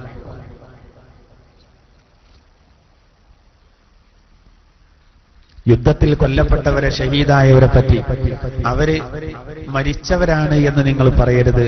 അവർ അല്ലാഹുവിങ്കൽ ജീവിച്ചിരിക്കുന്നവരാകുന്നു, ജീവിച്ചിരിക്കുന്നവർ. ഫരിഹീന ബിമാ ആതാഹുമുല്ലാഹു മിൻ ഫളി. അല്ലാഹുവിൽ നിന്ന് തങ്ങൾക്ക് ലഭിച്ച ഔദാര്യത്തിൽ അവർ വളരെയധികം സന്തോഷിക്കുന്നവരാണ്.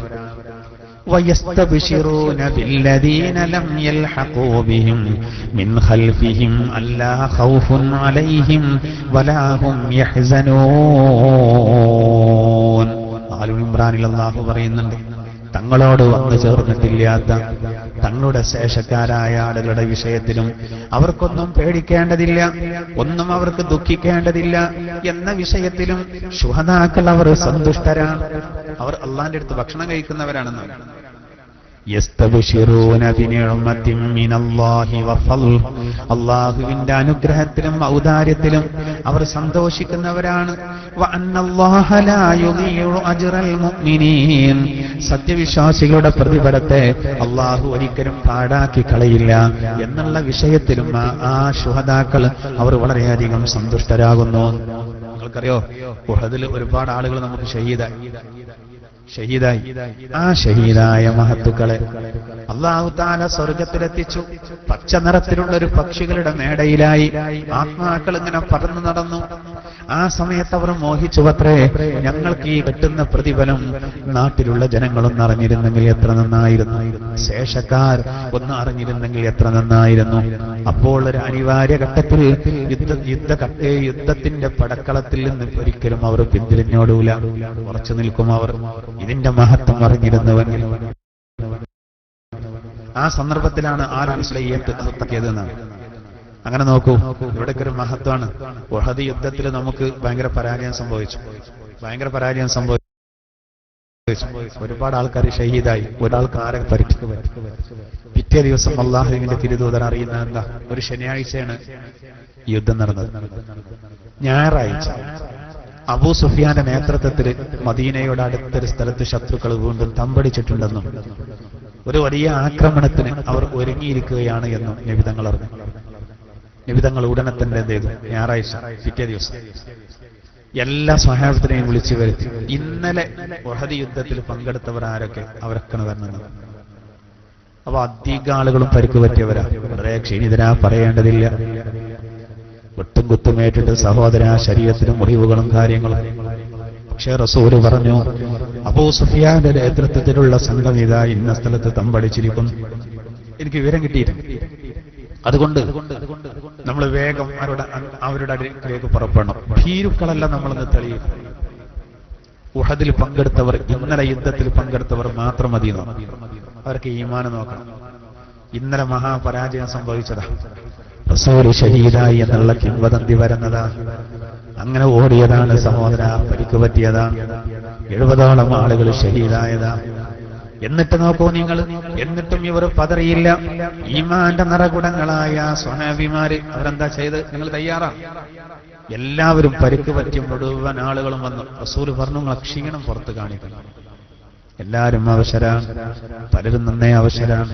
പക്ഷേ എന്നിട്ട് പോലും നോക്കൂ നിങ്ങൾ, വളരെ ഉന്മേഷം കാണിച്ചു. അവർ കുപ്പായൊക്കെ ധരിച്ചിട്ട് മുറിയൊന്നും കാണാത്ത രൂപത്തിലാക്കി എല്ലാവരും ഇറങ്ങണം. അങ്ങനെ ആ സംഘം പുറപ്പെട്ടു. അവർ പുറപ്പെട്ടു. അപ്പൊ മുനാഫിക്കുകൾ ഇടപെട്ടു, നീ പോകണ്ട. മക്കക്കാര് വളരെ സംഘശക്തിയുള്ളവരാണ്. അവരുടെ കയ്യിൽ ഒരുപാട് വിഭവങ്ങളുണ്ട് നിങ്ങൾക്കെതിരെ ഉപയോഗിക്കാൻ. അതുകൊണ്ട് നിങ്ങൾ പോകരുതെന്ന് പറഞ്ഞു. പക്ഷെ ഇവർ പറഞ്ഞു, ഹസ്ബുനല്ലാഹ്, ഞങ്ങൾക്ക് അല്ലാഹു മതി. ഖുർആൻ ആ കഥ പറയുന്നു, അല്ലദീന ഇസ്തജാബൂ ലില്ലാഹി വറസൂലി മിൻ ബഅദി മാ അസ്വാബഹുമുൽ ഖർഹ്. അല്ലാഹു പറയുന്നു, അല്ലദീന ഇസ്തജാബൂ ലില്ലാഹി വറസൂൽ, അല്ലാഹുവിനും റസൂലിനും ഉത്തരം ചെയ്ത ആ വിഭാഗം. അപ്പൊ നമ്മൾ ഓതി വെച്ച ആയത്തിൽ പറഞ്ഞെന്താ? അള്ളാന്റെ മാർഗത്തിൽ സായുധ സമരം ചെയ്യുന്നവരെ അള്ളാഹു വളരെ ഇഷ്ടപ്പെടുന്നു എന്ന് പറഞ്ഞല്ലോ. അവർ അത് മനസ്സിലാക്കിയവരാണ്. അല്ലാഹു പറയാണ്, അല്ലദീന ഇസ്തജാബൂ ലില്ലാഹി വറസൂൽ, അള്ളാഹുവിനും അതുപോലെ റസൂലിനും ഉത്തരം ചെയ്തവർ, ആ വിഭാഗം സ്വഹാബത്ത്. മിൻ ബഅദി മാ അസ്വാബഹുമുൽ ഖർഹ്, അള്ളാഹു പറയുന്നു, അവർക്ക് പരുക്കു പറ്റിയതിന്റെ ശേഷം, അപകടം പറഞ്ഞതിന്റെ ശേഷം, തലേ ദിവസം ശനിയാഴ്ചയാണ് അവർക്ക് മുറിവ് പറ്റിയത് യുദ്ധത്തിൽ. അങ്ങനെ പരിക്ക് പറ്റിയതിന്റെ ശേഷം വീണ്ടും റസൂല് വിളിച്ചപ്പോ, അള്ളാഹു വിളിച്ചപ്പോ, അതായത് റസൂല് വിളിക്കുന്നത് അള്ളാഹുവിൽ നിന്നുള്ള വിളിയാണ്. റസൂൽ സ്വന്തം നിലക്കൊന്നും പറയില്ലല്ലോ. അങ്ങനെ അത് അംഗീകരിച്ച ആ കൂട്ടർ. അള്ളാഹു പറയുന്നത്, ലില്ലദീന അഹ്സനൂ മിൻഹും വത്തഖൗ അജ്റുൻ അദീം, അവരിൽ നിന്ന് നന്മ ചെയ്തവർ, വളരെയധികം തഖ്വ ചെയ്തവർ, അവർക്ക് വമ്പിച്ച പ്രതിഫലമുണ്ട്. അല്ലദീന ഖാല ലഹുമുന്നാസു ഇന്നന്നാസ ഖദ് ജമഊ ലക്കും.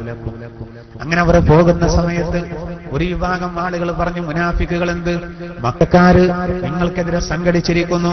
ഫഖ്ശൗഹും, അതുകൊണ്ട് നിങ്ങൾ അവരെ പേടിക്കണം. ഫസാദഹും ഈമാനാ, അത് അവർക്ക് ഈമാൻ വർദ്ധിപ്പിച്ച് കളഞ്ഞു. പേടിയില്ല. അല്ലെങ്കിൽ നമുക്ക് എന്തിനു പേടിക്കണം? നിങ്ങൾ ആലോചിച്ചോ, നമുക്ക് മരിച്ചതിന് ശേഷമുള്ള ജീവിതം എല്ലാവർക്കും അങ്ങനെ തന്നെയാണ്. പക്ഷെ നമുക്കതിൽ വിശ്വാസമുള്ളൂ. സഹോദര, ഒരിക്കലോടുകൂടെ നമ്മുടെ യഥാർത്ഥ ജീവിതം തുടങ്ങുന്നു. ഇവിടെ ഒരല്പം ബുദ്ധിമുട്ടിയാലും നാളെ പരലോകത്തെ രക്ഷപ്പെടാം. ഇത് തെറ്റായിട്ട് ഉദ്ധരിക്കാൻ പാടില്ല. അബൂബക്കർ ബഗ്ദാദി ഖലീഫയാണെന്ന് സ്വയം പറഞ്ഞ ആളാ അല്ലേ? ഇസ്ലാം ഒരിക്കലും അംഗീകരിക്കാത്ത തീവ്രവാദം, ഭീകരവാദം, IS എന്ന പേരിൽ ഇസ്ലാമിക് സ്റ്റേറ്റ് യഥാർത്ഥത്തിൽ ആന്റി ഇസ്ലാമിക് സ്റ്റേറ്റാണ്. ഇസ്ലാമിന് നേരെ എതിരാണത്. ഇപ്പൊ ഇവൻ പറഞ്ഞെന്താ? അറബ് രാജ്യങ്ങളിൽ നിന്ന് പുറത്തു വന്നവർ ഒന്നുകിൽ നാട്ടിലേക്ക് തിരിച്ചു പോയിക്കോളൂ, അതല്ലെങ്കിൽ സ്വയം പൊട്ടിത്തെറിച്ചോളൂ. സ്വയം പൊട്ടിത്തെറിച്ചാൽ നല്ലതാണ്. സ്വർഗത്തിൽ 72 പെണ്ണുങ്ങളെ കിട്ടുന്ന ആരാവരുത് പറഞ്ഞെടുത്ത്. അവന്റെ പേരെന്താ? അബൂബക്കർ. അബൂബക്കർ ബഗ്ദാദി എന്നൊക്കെ കേൾക്കുമ്പോൾ നമ്മൾ അറിയാതെ റളിയല്ലാഹു എന്ന് പറഞ്ഞു. സഹോദര, ഇതൊക്കെ ഇസ്ലാമിന്റെ ശത്രുക്കളാ. ഇതൊക്കെ ശത്രുക്കൾ പടച്ചുവിടുന്ന കോലങ്ങളാ. യഥാർത്ഥത്തിൽ ഇസ്ലാമിൽ അങ്ങനെ ഒരു സംഗതിയില്ല. വെറുതെ പൊട്ടിത്തെറിക്കാൻ, വെറുതെ കുഴപ്പമുണ്ടാക്കാൻ, മുസ്ലിമുകളെ കൊല്ലാൻ, നിരപരാധികളെ കൊല്ലാൻ യാതൊരു വകുപ്പില്ല. അങ്ങനെ ഇസ്ലാം പഠിപ്പിച്ചിട്ടില്ല, എവിടെയില്ല. മുംതഹന സൂറത്തൊക്കെ നമ്മൾ പറഞ്ഞില്ലേ? ഇങ്ങോട്ട് ശത്രുത കാണിക്കാത്ത മുസ്ലിം സഹോദരങ്ങൾക്ക് നന്മ ചെയ്യാൻ അത് അള്ളാഹ് വിലക്കിയിട്ടില്ല എന്ന് പറഞ്ഞ് പച്ച അറബിയിൽ പറഞ്ഞില്ലേ? സഹോദരാ, നമ്മൾ ചിന്തിക്കണം. ഈ കേൾക്കുന്നുണ്ടല്ലോ തെറ്റായിട്ട് ഉദ്ധരിക്കപ്പെടുന്നത് ശരിയല്ല. വളരെയധികം ശ്രദ്ധിക്കണം. അനിവാര്യ ഘട്ടത്തിൽ മാത്രം നടന്നത് മാത്രമാണ് ഈ പറയുന്നത്. അവർ ഈമാന് നോക്കണം. അള്ളാഹു പറയാണ്, നോക്കൂ, അവരോട് പറഞ്ഞു പോകരുത്. അവർ എല്ലാ നിലക്കും ശക്തരാണ്. ആ സമയത്ത് ഇവർ പറഞ്ഞെന്താ? അവർക്കത് ഈമാൻ വർദ്ധിപ്പിച്ചു. ഏതാണ് ആ സമയം? നല്ല ആരോഗ്യ ദൃഢഗാത്രരല്ല സഹോദര. അവർ പരിക്ക് പറ്റിയവരാണ്, നന്നേ ക്ഷീണിച്ചവരാണ്. ഇന്നത്തെ പോലുള്ള സൗകര്യങ്ങളൊന്നും ഇല്ലാത്ത കാലമാണ്. എന്നിട്ട് അവരെ പറ്റി ആ ഖുർആൻ പറയുന്നത് ഫസാദഹും ഈമാനാ, അവർക്ക് അല്ലാഹു ഈമാൻ വർദ്ധിപ്പിച്ചു. വഖാലു, മാത്രമല്ല അവർ പറയുകയും ചെയ്തു, എന്ത്? ഹസ്ബുനല്ലാഹു വനിഅ്മൽ വകീൽ, ഞങ്ങൾക്ക് അല്ലാഹു മതി, ഭരമേൽപ്പിക്കാൻ ഏറ്റവും ഉത്തമനവനാണ്.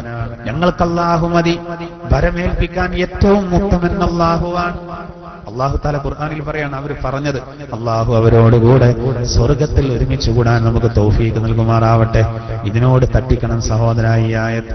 ഇന്നല്ലാഹ യുഹിബ്ബുല്ലദീന യുഖാതിലൂന ഫീ സബീലിഹി സഫാ കഅന്നഹും ബുൻയാനും മർസൂസ്. അള്ളാഹുവിന്റെ മാർഗത്തിൽ സമരം ചെയ്യുന്നവരെ, യുദ്ധം ചെയ്യുന്നവരെ അള്ളാഹു ഇഷ്ടപ്പെടും. എങ്ങനെയാണ് അവർ യുദ്ധം ചെയ്യുന്നത്? ഒരു കെട്ടിടം അതിന്റെ ഭിത്തി പോലെ അണിയണിയായി സഫായി നിന്നുകൊണ്ട് ചതറാതെ, ചിത്തം ചതറാതെ ഉറച്ചു നിൽക്കുന്ന വിഭാഗം, അവരെ പറ്റി അള്ളാഹു പ്രത്യേകം എടുത്തു പറയാൻ. ചരിത്രത്തിൽ എത്ര പേര് കഴിഞ്ഞുപോയി. മരണം നേരെ മുഖാമുഖം കാണുമ്പോഴും സഹോദര അവർ പേടിച്ചില്ല. എത്രമാത്രം! എന്തുകൊണ്ടാണത്? അള്ളാഹുവിന്റെ മാർഗത്തിൽ വീരമൃത്യു വരിക്കുക എന്ന് പറയുന്നത് അവർ അള്ളാഹുവിന്റെ അരികെ ഖുർആൻ തന്നെ ആലു ഇമ്രാനിൽ പറഞ്ഞ് ജീവിച്ചിരിക്കുന്നവരും ഭക്ഷണം കഴിക്കുന്നവരുമാണ്. എനിക്ക് എത്ര ഉദാഹരണങ്ങളുണ്ട്. സയ്യിദനാ ജാബിർ റളിയല്ലാഹു അൻഹുവിന്റെ പിതാവ് ഉഹദിന്റെ പടക്കളത്തിൽ ആദ്യം ഷഹീദായി.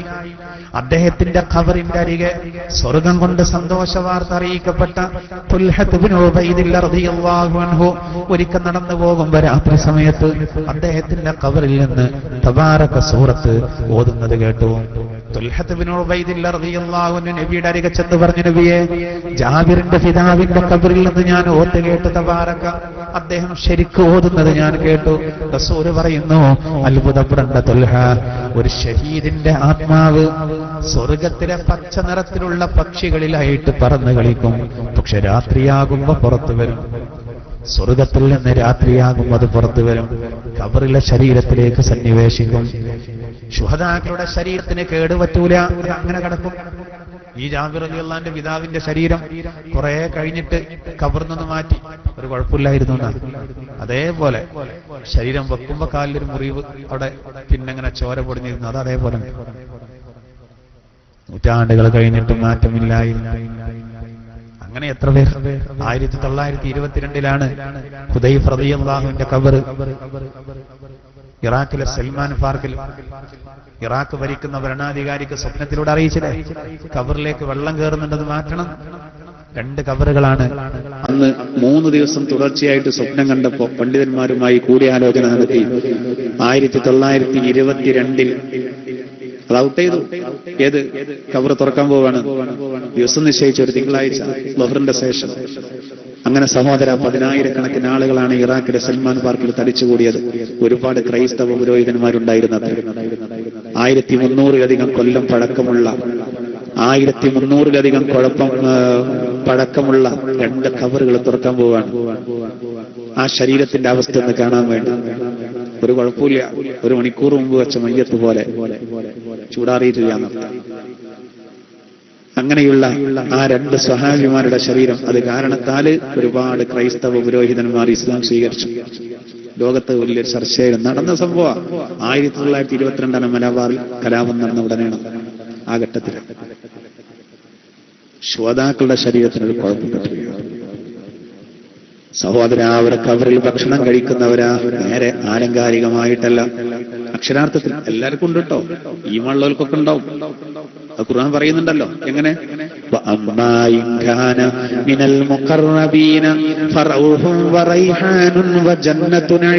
ഖുർആനിൽ അങ്ങനെയാണ് അള്ളാഹു പറഞ്ഞത്. അള്ളാഹു പറയും, നോക്കി ഖുർആനിൽ പറഞ്ഞത്, ഈമാനോടുകൂടെ മരിക്കുന്ന ആളുകളെ പറ്റി അള്ളാഹു പറഞ്ഞത്, അവർക്ക് റൗഹുണ്ട്, റൈഹാനുണ്ട്, ജന്നത്തു നഈമുണ്ട്. ഖുർആൻ വ്യാഖ്യാതാക്കൾ പറയുന്നു, റൗഹ് റൈഹാന് ഖബർന്ന ആർക്കുണ്ടാവും. അതുകൊണ്ടാണല്ലോ ഒരു മുഅ്മിനിന്റെ ഖബറിനെ പറ്റി റൗളാന്ന് പുണ്യനബി പറഞ്ഞത്. അള്ളാഹു ആ ഒരു അവസ്ഥ നമുക്ക് നൽകുമാറാവട്ടെ. ശുഹദാക്കൾക്ക് എന്ന് പറഞ്ഞാൽ ഭയങ്കര പവർ. അള്ളാഹു സയ്യിദ് ഇബ്നു ഹാരിസ് റളിയല്ലാഹു അൻഹു റസൂലുള്ളാഹിന്റെ ദത്തുപുത്രനായിരുന്നു. മൂത്തത്തിന്റെ പടക്കളത്തിൽ ആദ്യം ഷഹീദാകുന്നത് ദൈദേ താങ്കളായിരിക്കും എന്ന് അള്ളാഹിന്റെ തിരുദൂതർ പറഞ്ഞിട്ടും മഹാനായ സയ്യിദ് റളിയല്ലാഹു അൻഹു പതറിയില്ല. സൂറത്ത് സഫിലെ ഈ ആയത്തിനോടൊന്ന് ചേർത്തി വായിക്കുക.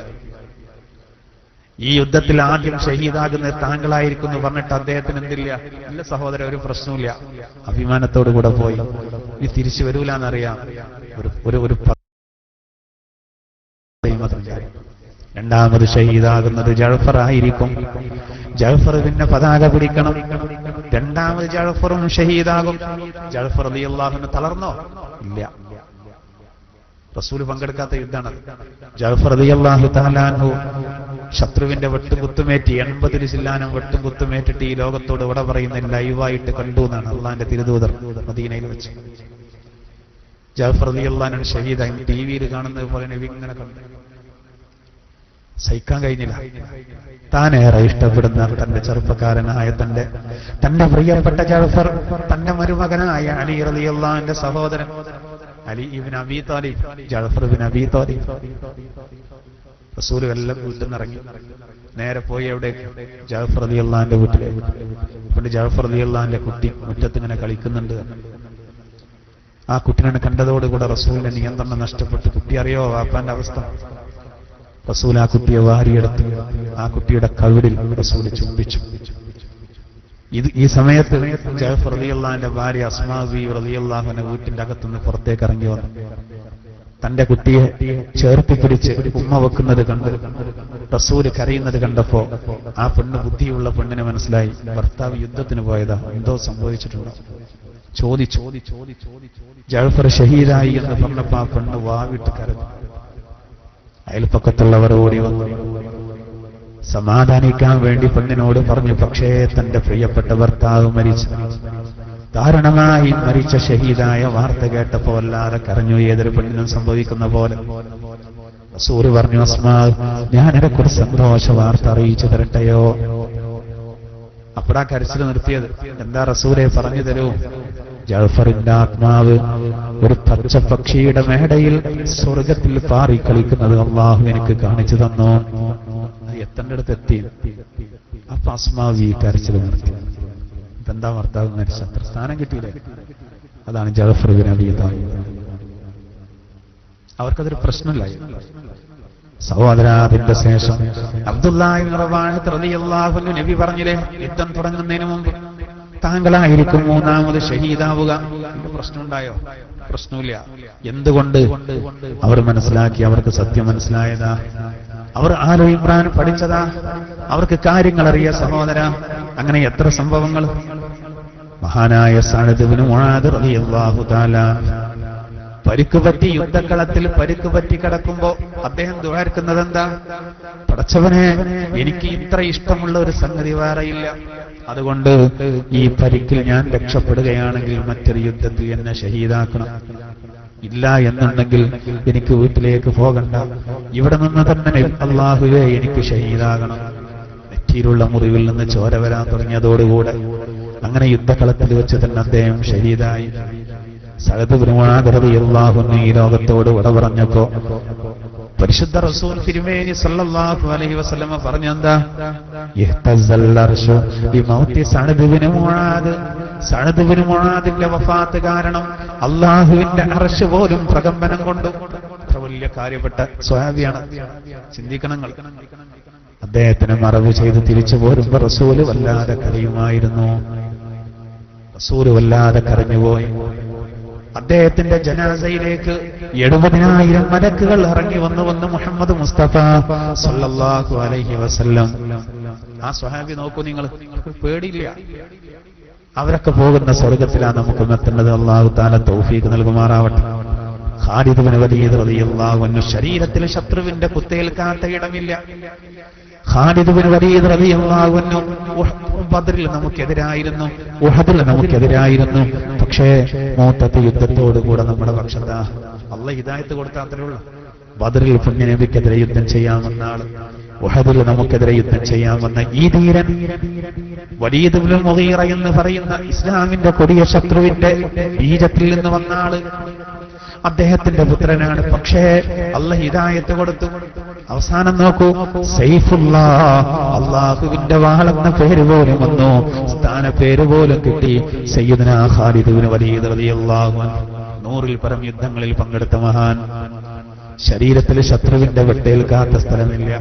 അങ്ങനെയുള്ള ഖാലിദ് ഇബ്നു വലീദ് റളിയല്ലാഹു അൻഹു ഈ ലോകത്തോട് വട പറയുമ്പോൾ ആകെയുള്ള സങ്കടം എന്താ? പടച്ചവനെ, ഞാൻ ഒരുപാട് 100 കണക്കിന് യുദ്ധങ്ങളിൽ പങ്കെടുത്തു, എന്നിട്ട് ഒരു ഒട്ടകം മരിക്കുന്നത് പോലെ മരിക്കുന്നൊരവസ്ഥ വന്നുവല്ലോ, ഞാൻ ഷഹീദായില്ലല്ലോ എന്ന വിഷയത്തിൽ അദ്ദേഹം വല്ലാതെ പ്രയാസപ്പെട്ടു എന്ന് ചരിത്രത്തിൽ കാണാം. അങ്ങനെ ആഗ്രഹിക്കുകയാണ്, രക്ഷപ്പെട്ടതിൽ സന്തോഷിക്കല്ല, ഞാൻ ഷഹീദായില്ലല്ലോ. ആരാ അദ്ദേഹം? ഒരിക്കൽ യുദ്ധത്തിന് പോയി നമ്മുടെ ആളുകളെ ഉപദേശിച്ചു, നിങ്ങൾ ഒരു വലിയ ധീരനാണ്, അതുകൊണ്ട് ശത്രുക്കൾ ഭക്ഷണത്തിലോ മറ്റോ വിഷം കലർത്തിയിട്ട് നിങ്ങളെ കൊല്ലാൻ സാധ്യത. ആ സമയത്ത് ഖാലിദ് ഇബ്നു വലീദ് റളിയല്ലാഹു അൻഹു പറഞ്ഞു, ശത്രുക്കൾ അങ്ങനെ നൽകുന്ന വിഷം തന്നെ നിങ്ങളൊന്ന് കൊണ്ടുവരൂ, ഭക്ഷണത്തിൽ കലർത്തണ്ട, ആ സാക്ഷാൽ വിഷം ഒന്ന് കൊണ്ടുവരൂ, ഞാൻ കാണിച്ചു തരാം. ആളുകൾ കൊണ്ടുവന്നു ആ വിഷം. ഉഗ്രവിഷമുള്ള ആള് കാരിയായി പോകുന്ന ആ വിഷം അത് കയ്യിലെടുത്തിട്ട് ഖാലിദ് ഇബ്നു വലീദ് റളിയല്ലാഹു അൻഹു കറാമത്ത് കാണിച്ചു, ജനങ്ങൾക്ക് കാണിച്ചു കൊടുത്തു. ഇല്ല, എനിക്കൊന്നും സംഭവിക്കൂല.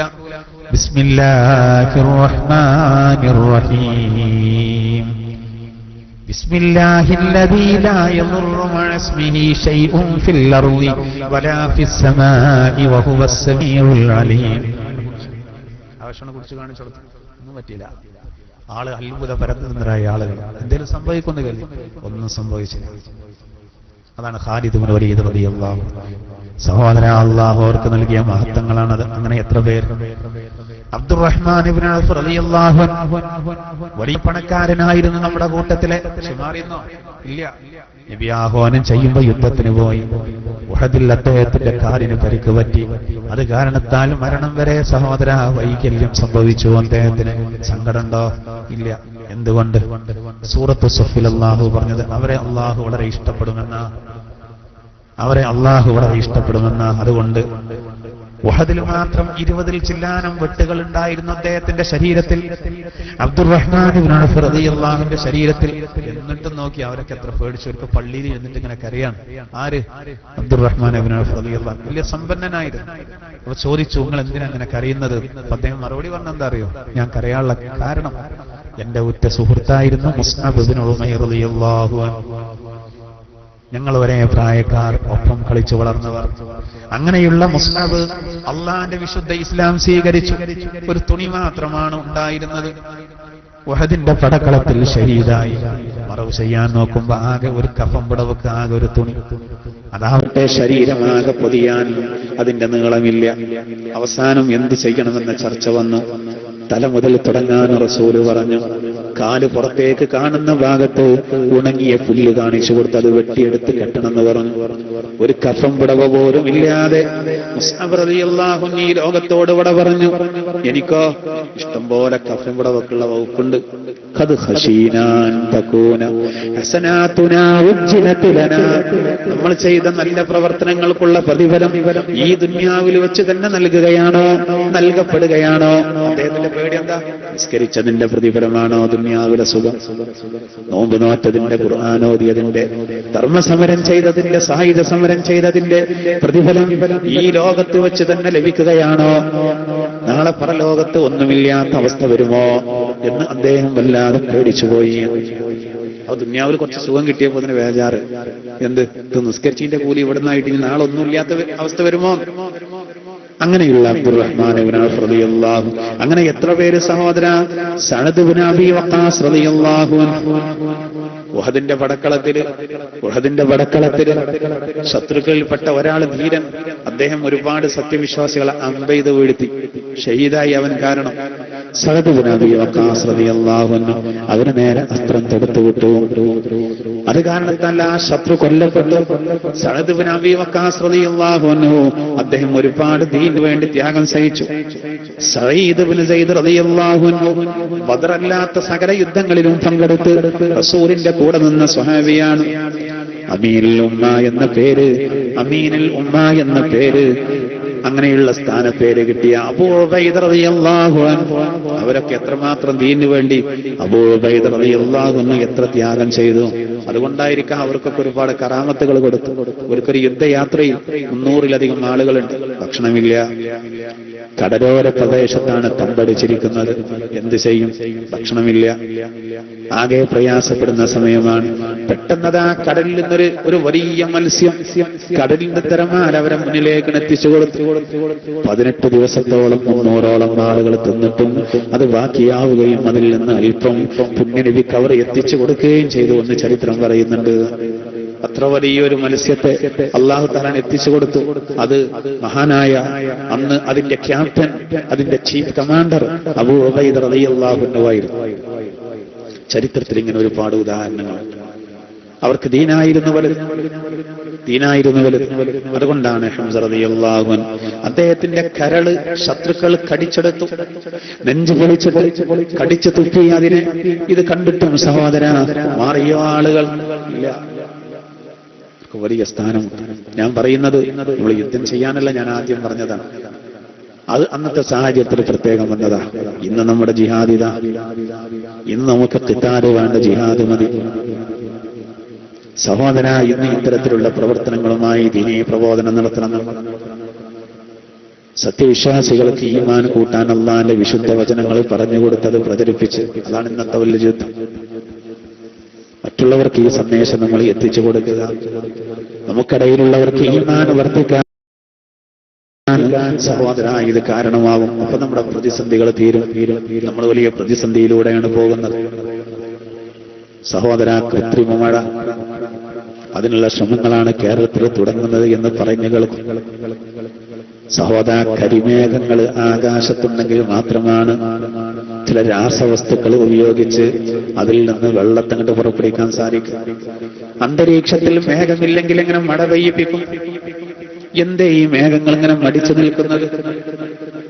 ചിന്തിക്കണം സഹോദര. നമ്മൾ ആകാശം മേഘാവൃതമാകുന്നത് നമ്മൾ കാണുന്നു, അന്തരീക്ഷത്തിൽ മഴക്കാറ് കുമിഞ്ഞുകൂടുന്നു, പക്ഷേ അത് മഴയായിട്ട് വർഷിക്കുന്നില്ല. വരുന്നത് തന്നെ അല്പം മാത്രം, എവിടേക്കും എത്താത്ത രൂപത്തിൽ. സമാനതകളില്ലാത്ത ദുരന്തത്തിലേക്കാണ് യഥാർത്ഥത്തിൽ നമ്മളെ നാടെത്തുന്നത്. പേടിക്കേണ്ടതാണ്. ഒറ്റ വഴിയേ ഉള്ളൂ, ദിക്റിലൂടെ ഫിക്റിലൂടെ അല്ലാഹുവിലേക്ക് അടുക്കുക, വേറെ വഴിയില്ല. ഈമാനോടുകൂടെ തഖ്വയോടുകൂടെ ഇസ്തിഗ്ഫാറും അതുപോലെ തൗബയും ചെയ്താൽ ഖുർആനിൽ അല്ലാഹു തആല മഴയ്ക്ക് വേണ്ടി 4 ഡിമാൻഡുകൾ വെക്കുന്നുണ്ട്. ഒന്നാമത്തെ നല്ല ഈമാന് വേണം, രണ്ടാമത്തെ നല്ല തഖ്വ വേണം, മൂന്നാമത്തെ ഇസ്തിഗ്ഫാർ വേണം, നാലാമത്തെ നല്ല തൗബ ചെയ്യണം ആത്മാർത്ഥമായി. അങ്ങനെയുള്ള ആളുകൾ അധികരിച്ചാലല്ല മഴ തരും. പടച്ചോന്റെ വലിയ നിഅമത്താ. ഞങ്ങളെ കിണറിൽ വറ്റില്ല, ഞങ്ങളെ കുഴലിൽ ഒരിക്കലും വറ്റില്ല, പറ്റിയ ചരിത്രമില്ല, അതുകൊണ്ട് ഞങ്ങൾക്കൊരു പേടിയില്ല എന്നൊന്നും പറയരുത് സഹോദര. പരിശുദ്ധ ഖുർആനിൽ മുഅ്മിനൂന സൂറത്തിലൂടെ അല്ലാഹു താക്കീത് ചെയ്യുന്നുണ്ട്. ഞാനാ വെള്ളം ഇറക്കുന്നത്, ഞാനാണ് ഇത് തടഞ്ഞു വെക്കുന്നത്, ഞാൻ വിചാരിച്ചാലും മുഴുവനും ഇല്ലാതെയാക്കാൻ എനിക്ക് കഴിയും എന്ന് ഖുർആനിൽ അല്ലാഹു തആല പറയുന്നുണ്ട്. സൂറത്തുൻ നൂറിൽ പറയുന്നുണ്ട്, സൂറത്തുൻ നംലിൽ പറയുന്നുണ്ട്, അൽ മുഅ്മിനൂന സൂറത്തിൽ പറയുന്നുണ്ട്, തബാറക സൂറത്തിൽ പറയുന്നുണ്ട്. ഒരുപാട് ആയത്തുകളിലൂടെ അല്ലാഹു ഈ കാര്യം പറയുന്നുണ്ട്. ഞാൻ പറയുന്നത് ഇന്നത്തെ വലിയ ജിഹാദ് ഇത്തരത്തിലുള്ള നല്ല കാര്യങ്ങൾ അള്ളാഹുവിനെ അംഗീകരിച്ച് പരമാവധി അള്ളാഹുവിനെ ഭയപ്പെട്ടുകൊണ്ട് നിർബന്ധ കാര്യങ്ങളെടുത്ത് പരമാവധി സുന്നത്തെടുത്ത് ഹറാമുകൾ പറ്റേ വർജിച്ച് കറാഹത്ത് പരമാവധി ഒഴിവാക്കി പരമാവധി അള്ളാഹുവിനെ സൂക്ഷിച്ചു അള്ളാഹുവിലേക്ക് പരമാവധി അടുക്കുക എന്നതല്ലാതെ വേറെ വഴികൾ നമ്മുടെ മുന്നിലില്ല. അള്ളാഹു സുബ്ഹാനഹു വ തആല സഹോദര നമുക്കതിന് തൗഫീഖ് നൽകുമാറാവട്ടെ. അപ്പൊ അള്ളാഹു തആല പറയുന്നത് ഒരു കെട്ടിടത്തിലെ ഭിത്തി പോലെ അത് എത്രമാത്രം അടുത്തു നിൽക്കുന്നു. അല്ലെങ്കിൽ സഹോദര നമ്മുടെ വസ്ത്രത്തിലെ നൂലുകൾ നോക്കൂ, നമ്മുടെ വസ്ത്രത്തിലെ നൂലുകൾ നോക്കൂ, എത്ര അടുത്താണ് അത് നിൽക്കുന്നത്.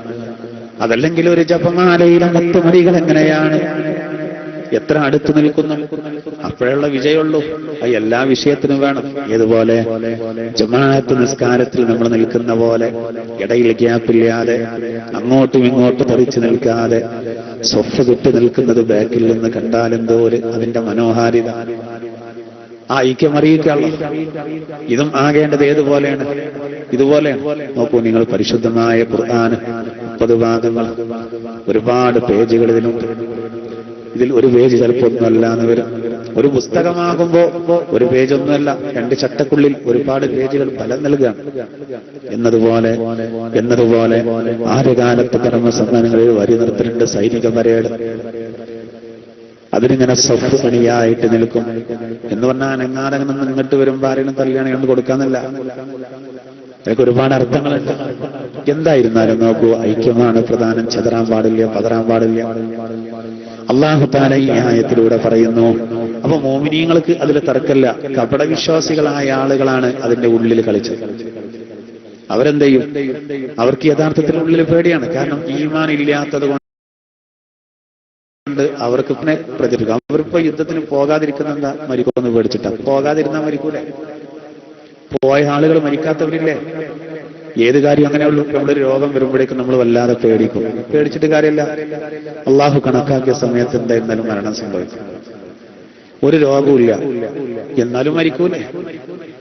മരിക്കാതിരിക്കൂലല്ലോ. ഇവര് അങ്ങനെ പേടിച്ചിട്ടാണ് അവർ യുദ്ധത്തിന് പോകാതിരുന്നത്. എന്നാൽ നമ്മളെ സംബന്ധിച്ചിടത്തോളം അങ്ങനെയല്ല. മരണം അത് വരും എന്നുള്ള കാര്യം ഉറപ്പ്. ഏതോ ഒരു സമയത്ത് വരും. അത് പേടിച്ചിട്ട് കാര്യമില്ല, വരാതിരിക്കാൻ തുറന്നിട്ട് കാര്യമില്ല. വരുമ്പോ നല്ല റാഹത്തായിട്ട് പോകണം. അതിന് എന്ത് ഒരുങ്ങി എന്നുള്ളതാണ് പ്രധാനം. അതിനാണ് നമ്മൾ ആദ്യം ചില തസ്ബീഹുകൾ പറഞ്ഞത്, ദിക്റുകൾ പറഞ്ഞത്. ഇന്ന് നമ്മൾ ചെയ്യേണ്ടത് അത്തരത്തിലുള്ള നല്ല കാര്യങ്ങളാണ്, ആരോഗ്യകരമായ പ്രവർത്തനങ്ങൾ. ഇന്ന് അൽഹംദുലില്ലാഹ് റാഹത്താണ്. സഹോദര, എന്തുകൊണ്ടാ ആദ്യം ഈ അവസ്ഥയിലെത്തിയത്? അള്ളാഹ്ക്ക് വലിയ ഇഷ്ടമുള്ളതാണ് യുദ്ധം എന്ന് പറയാൻ കാരണം ഗത്യന്തരല്ലേ. ഉറക്ക വാങ്ങിക്കൊടുക്കാൻ പറ്റാത്ത അവസ്ഥ, നിസ്കരിക്കാൻ പറ്റാത്ത അവസ്ഥ, ഖുർആൻ ഓതാൻ പറ്റാത്ത അവസ്ഥ. അതിന്റെ പേരിലൊക്കെ ശത്രുക്കളാൽ പീഡിപ്പിക്കപ്പെട്ടു. വിശ്വാസം തുറന്നു പറഞ്ഞതിന്റെ പേരിൽ ഇന്നും അതുപോലെയുള്ള സംഗതികൾ നടക്കും. വിശ്വാസം തുറന്നു പറഞ്ഞതിന്റെ പേരിലാണ് കൊടുങ്ങിയിലൊരു സഹോദരൻ അതിമൃഗീയമായി കൊല്ലപ്പെട്ടത്. ഒരു തെറ്റും ചെയ്യാത്തൊരു സഹോദരൻ. എന്നിട്ട് ആ സഹോദരന്റെ കുടുംബത്തിനൊരു സഹായം കൊടുക്കണമെന്ന് പറയുമ്പോൾ അത് മാത്രം കൊടുക്കാൻ ഭരണകൂടം തയ്യാറാകുന്നില്ല. സങ്കടം തോന്നും. ഒരു നാട്, മതസൗഹാർദ്ദത്തിന് പേരുകേട്ട നാട്, മതസൗഹാർദ്ദത്തിന് പേരുകേട്ട നാട്, ആ സൗഹൃദം തകർക്കാൻ ശ്രമിച്ച് ഒരു ന്യൂനപക്ഷത്തിന്റെ മനസ്സിന് വല്ലാതെ മുറിവേൽപ്പിച്ചൊരു സംഭവം നടക്കുമ്പോൾ നഷ്ടപരിഹാരം കൊടുത്തിട്ട് ആ മുറിവ് ഉണക്കാനല്ലേ ശ്രമിക്കേണ്ടത്? വിനോദത്തിന് വേണ്ടി നമ്മുടെ രാജ്യം എത്ര കാശ് ചെലവാക്കുന്നു? ഒരു പണിയെടുക്കാത്ത എത്ര ഉദ്യോഗസ്ഥന്മാര് കൃത്യമായി ശമ്പളവും പിന്നെ ഓന്റെ ചെലവ് മുഴുവൻ പെൻഷൻ, ഒരു പണിയില്ലാതെ വേണ്ടാത്തതിന് എത്ര ചെലവഴിക്കും? എത്ര ആകാശയാത്രകൾ മന്ത്രിമാരെ നടത്തുന്ന കാര്യമായ ഒരു കാര്യമില്ലാതെ. എന്നിട്ടും വാശി, കൊടുക്കൂലെന്നൊരു വാശി. ഒന്നും ശരിയായ നിലപാടല്ല. ഭരണകൂടത്തിന്റെ കടമ അതല്ല. ഞാൻ അതിലേക്ക് വരുന്നില്ല. സാന്ദർഭികമായി സൂചിപ്പിച്ചത് ഏതൊരാൾക്കും തന്റെ വിശ്വാസം ഉയർത്തിക്കാട്ടാനുള്ള ഒരു സ്വാതന്ത്ര്യം വേണം. നമ്മുടെ രാജ്യത്ത് നേരത്തെ മൗലാന മുഹമ്മദ് അലി ജൗഹറും മഹാത്മാഗാന്ധിജിയും ഒക്കെ നല്ല പണിയെടുത്തു. ഡോക്ടർ അംബേദ്കറിനെ പോലെയുള്ള ബുദ്ധിജീവികൾ ഒരുപാട് ഉറക്കൊഴിച്ച് ഭരണഘടന തയ്യാറാക്കി. അങ്ങനെ ലോകത്തെ ഏറ്റവും വലിയ പൂന്തോപ്പായി ഏറ്റവും വലിയ മതേതര രാജ്യം. ഒരു മതം വേണ്ടാന്നല്ല അർത്ഥം. എല്ലാ മതങ്ങൾക്കും തുല്യസ്ഥാനമുള്ള മതേതര രാജ്യം എന്ന് പറഞ്ഞാൽ ഇങ്ങനെ മുദ്രാവാക്യം വിളിച്ചാൽ പോരല്ലോ. ചെറുപ്പത്തിലൊക്കെ സ്കൂളിൽ പോയെന്ന് എന്നുണ്ടാവും സമരം. മതേതരത്വം, ജനാധിപത്യം, സോഷ്യലിസം സിന്ദാബാദ് എന്ന് വിളിച്ചിട്ട് എന്താ പറയുന്നതെന്ന അർത്ഥമൊന്നും ചിലപ്പോൾ തിരിയില്ല. അങ്ങനെ പറയും. മതേതര രാജ്യം എന്ന് പറയുമ്പോൾ സഹോദര, ഒരു മതം വേണ്ടാന്നല്ലല്ലോ, ഒരു മതം മാത്രമൊന്നുമല്ലല്ലോ. എല്ലാ മതങ്ങൾക്കും തുല്യ സ്ഥാനം കൊടുക്കണ്ടേ? അപ്പോഴല്ല ഇന്ത്യ ലോകത്തെ ഏറ്റവും വലിയ പൂങ്കാവനാകും. ചിന്തിക്കേണ്ടതാണ്, ഏറെ ചിന്തിക്കേണ്ടതാണ്. എന്നാലും അൽഹംദുലില്ലാഹ് നല്ല ഒരുപാട് ആളുകളുണ്ട്. അതുകൊണ്ട് ഇവിടെ സമാധാന അന്തരീക്ഷം. അള്ളാഹു അത് നിലനിർത്തി തരുമാറാവട്ടെ. ഏതായിരുന്നാലും ആരോഗ്യകരമായ പ്രവർത്തനങ്ങൾ, നല്ല പ്രവർത്തനങ്ങൾ, അതുമായിട്ട് നമ്മൾ മുന്നോട്ട് പോവുക. അള്ളാഹു നമുക്കതിന് തൗഫീഖ് നൽകുമാറാവട്ടെ. ഇനി മൂസ നബിയോട് ബന്ധപ്പെട്ടും ഈസ നബിയോട് ബന്ധപ്പെട്ടും വളരെ പ്രധാനപ്പെട്ട ചില കാര്യങ്ങളാണ് അടുത്ത 2 ആയത്തിലൂടെ വരാനുള്ളത്. ഇൻഷാ അല്ലാഹ് അത് നമുക്ക് അടുത്ത ക്ലാസ്സിൽ വിശദീകരിക്കാം. അള്ളാഹു സുബ്ഹാനഹു വ തആല നമ്മൾ പറഞ്ഞതും കേട്ടതും സ്വാലിഹായ അമലായി അള്ളാഹു നമ്മിൽ നിന്ന് സ്വീകരിക്കുമാറാവട്ടെ. അള്ളാഹു നമ്മുടെ എല്ലാവരുടെയും നല്ല ഉദ്ദേശങ്ങളെ അള്ളാഹു തആല പൂർത്തീകരിച്ചു തരുമാറാവട്ടെ. ഒരു സഹോദരൻ തന്റെ ഭാര്യയുടെ രോഗശാന്തിക്ക് വേണ്ടി, ശമനത്തിന് വേണ്ടി ദുആ ചെയ്യാൻ ഒരു 500 രൂപ നൽകിയിട്ടുണ്ട്. അള്ളാഹു തആല കബൂലാക്കുമാറാവട്ടെ. അള്ളാഹു ആ സഹോദരിയുടെ എന്ത് രോഗമാണെങ്കിലും ആ രോഗത്തിന് അള്ളാഹു പരിപൂർണ്ണ ശിഫ നൽകുമാറാവട്ടെ. ആമീൻ. അതുപോലെ പെങ്ങൾക്ക് ഒരു ഓപ്പറേഷൻ ഉണ്ട്, അത് വിജയിക്കാൻ വേണ്ടി പ്രത്യേകം ദുആ ചെയ്യാൻ വേണ്ടി ഒരു സഹോദരന് പിന്നെ ഒരു 313 രൂപ നൽകിയിട്ടുണ്ട്. അള്ളാഹു അത് സ്വീകരിക്കുമാറാവട്ടെ, അള്ളാഹു അത് കബൂലാക്കുമാറാവട്ടെ. ആ സഹോദരിയുടെ ഓപ്പറേഷൻ ഇന്ന് നടക്കാനുള്ളതാണ്, അത് അള്ളാഹു വിജയിപ്പിക്കുമാറാവട്ടെ. അത് കാരണത്താൽ വേറൊരു പ്രശ്നവും ഇല്ലാതെ നല്ല ആരോഗ്യം അള്ളാഹു നൽകുമാറാവട്ടെ. അതുപോലെ മകളുടെ കല്യാണം ശരിയാകാൻ വേണ്ടിയും മനസ്സിൽ മുറാദ് ഹാസിലാകാൻ വേണ്ടിയും പ്രത്യേകം ദ്വാരക്കാനാണ് ഇന്ന് ചായയും കടി നൽകിയിട്ടുള്ളത്. അള്ളാഹു അത് കബൂലാക്കുമാറാവട്ടെ. അവരുടെ ആ കുട്ടിക്ക് ഒരു നല്ല ഒരു വിവാഹം, നല്ല റാഹത്തായ ഒരു ജീവിതം അള്ളാഹു പ്രദാനം ചെയ്യുമാറാവട്ടെ. അള്ളാഹുയുടെ മനസ്സിലുള്ള നല്ല ഉദ്ദേശങ്ങൾ പൂർത്തീകരിച്ചു കൊടുക്കുമാറാവട്ടെ.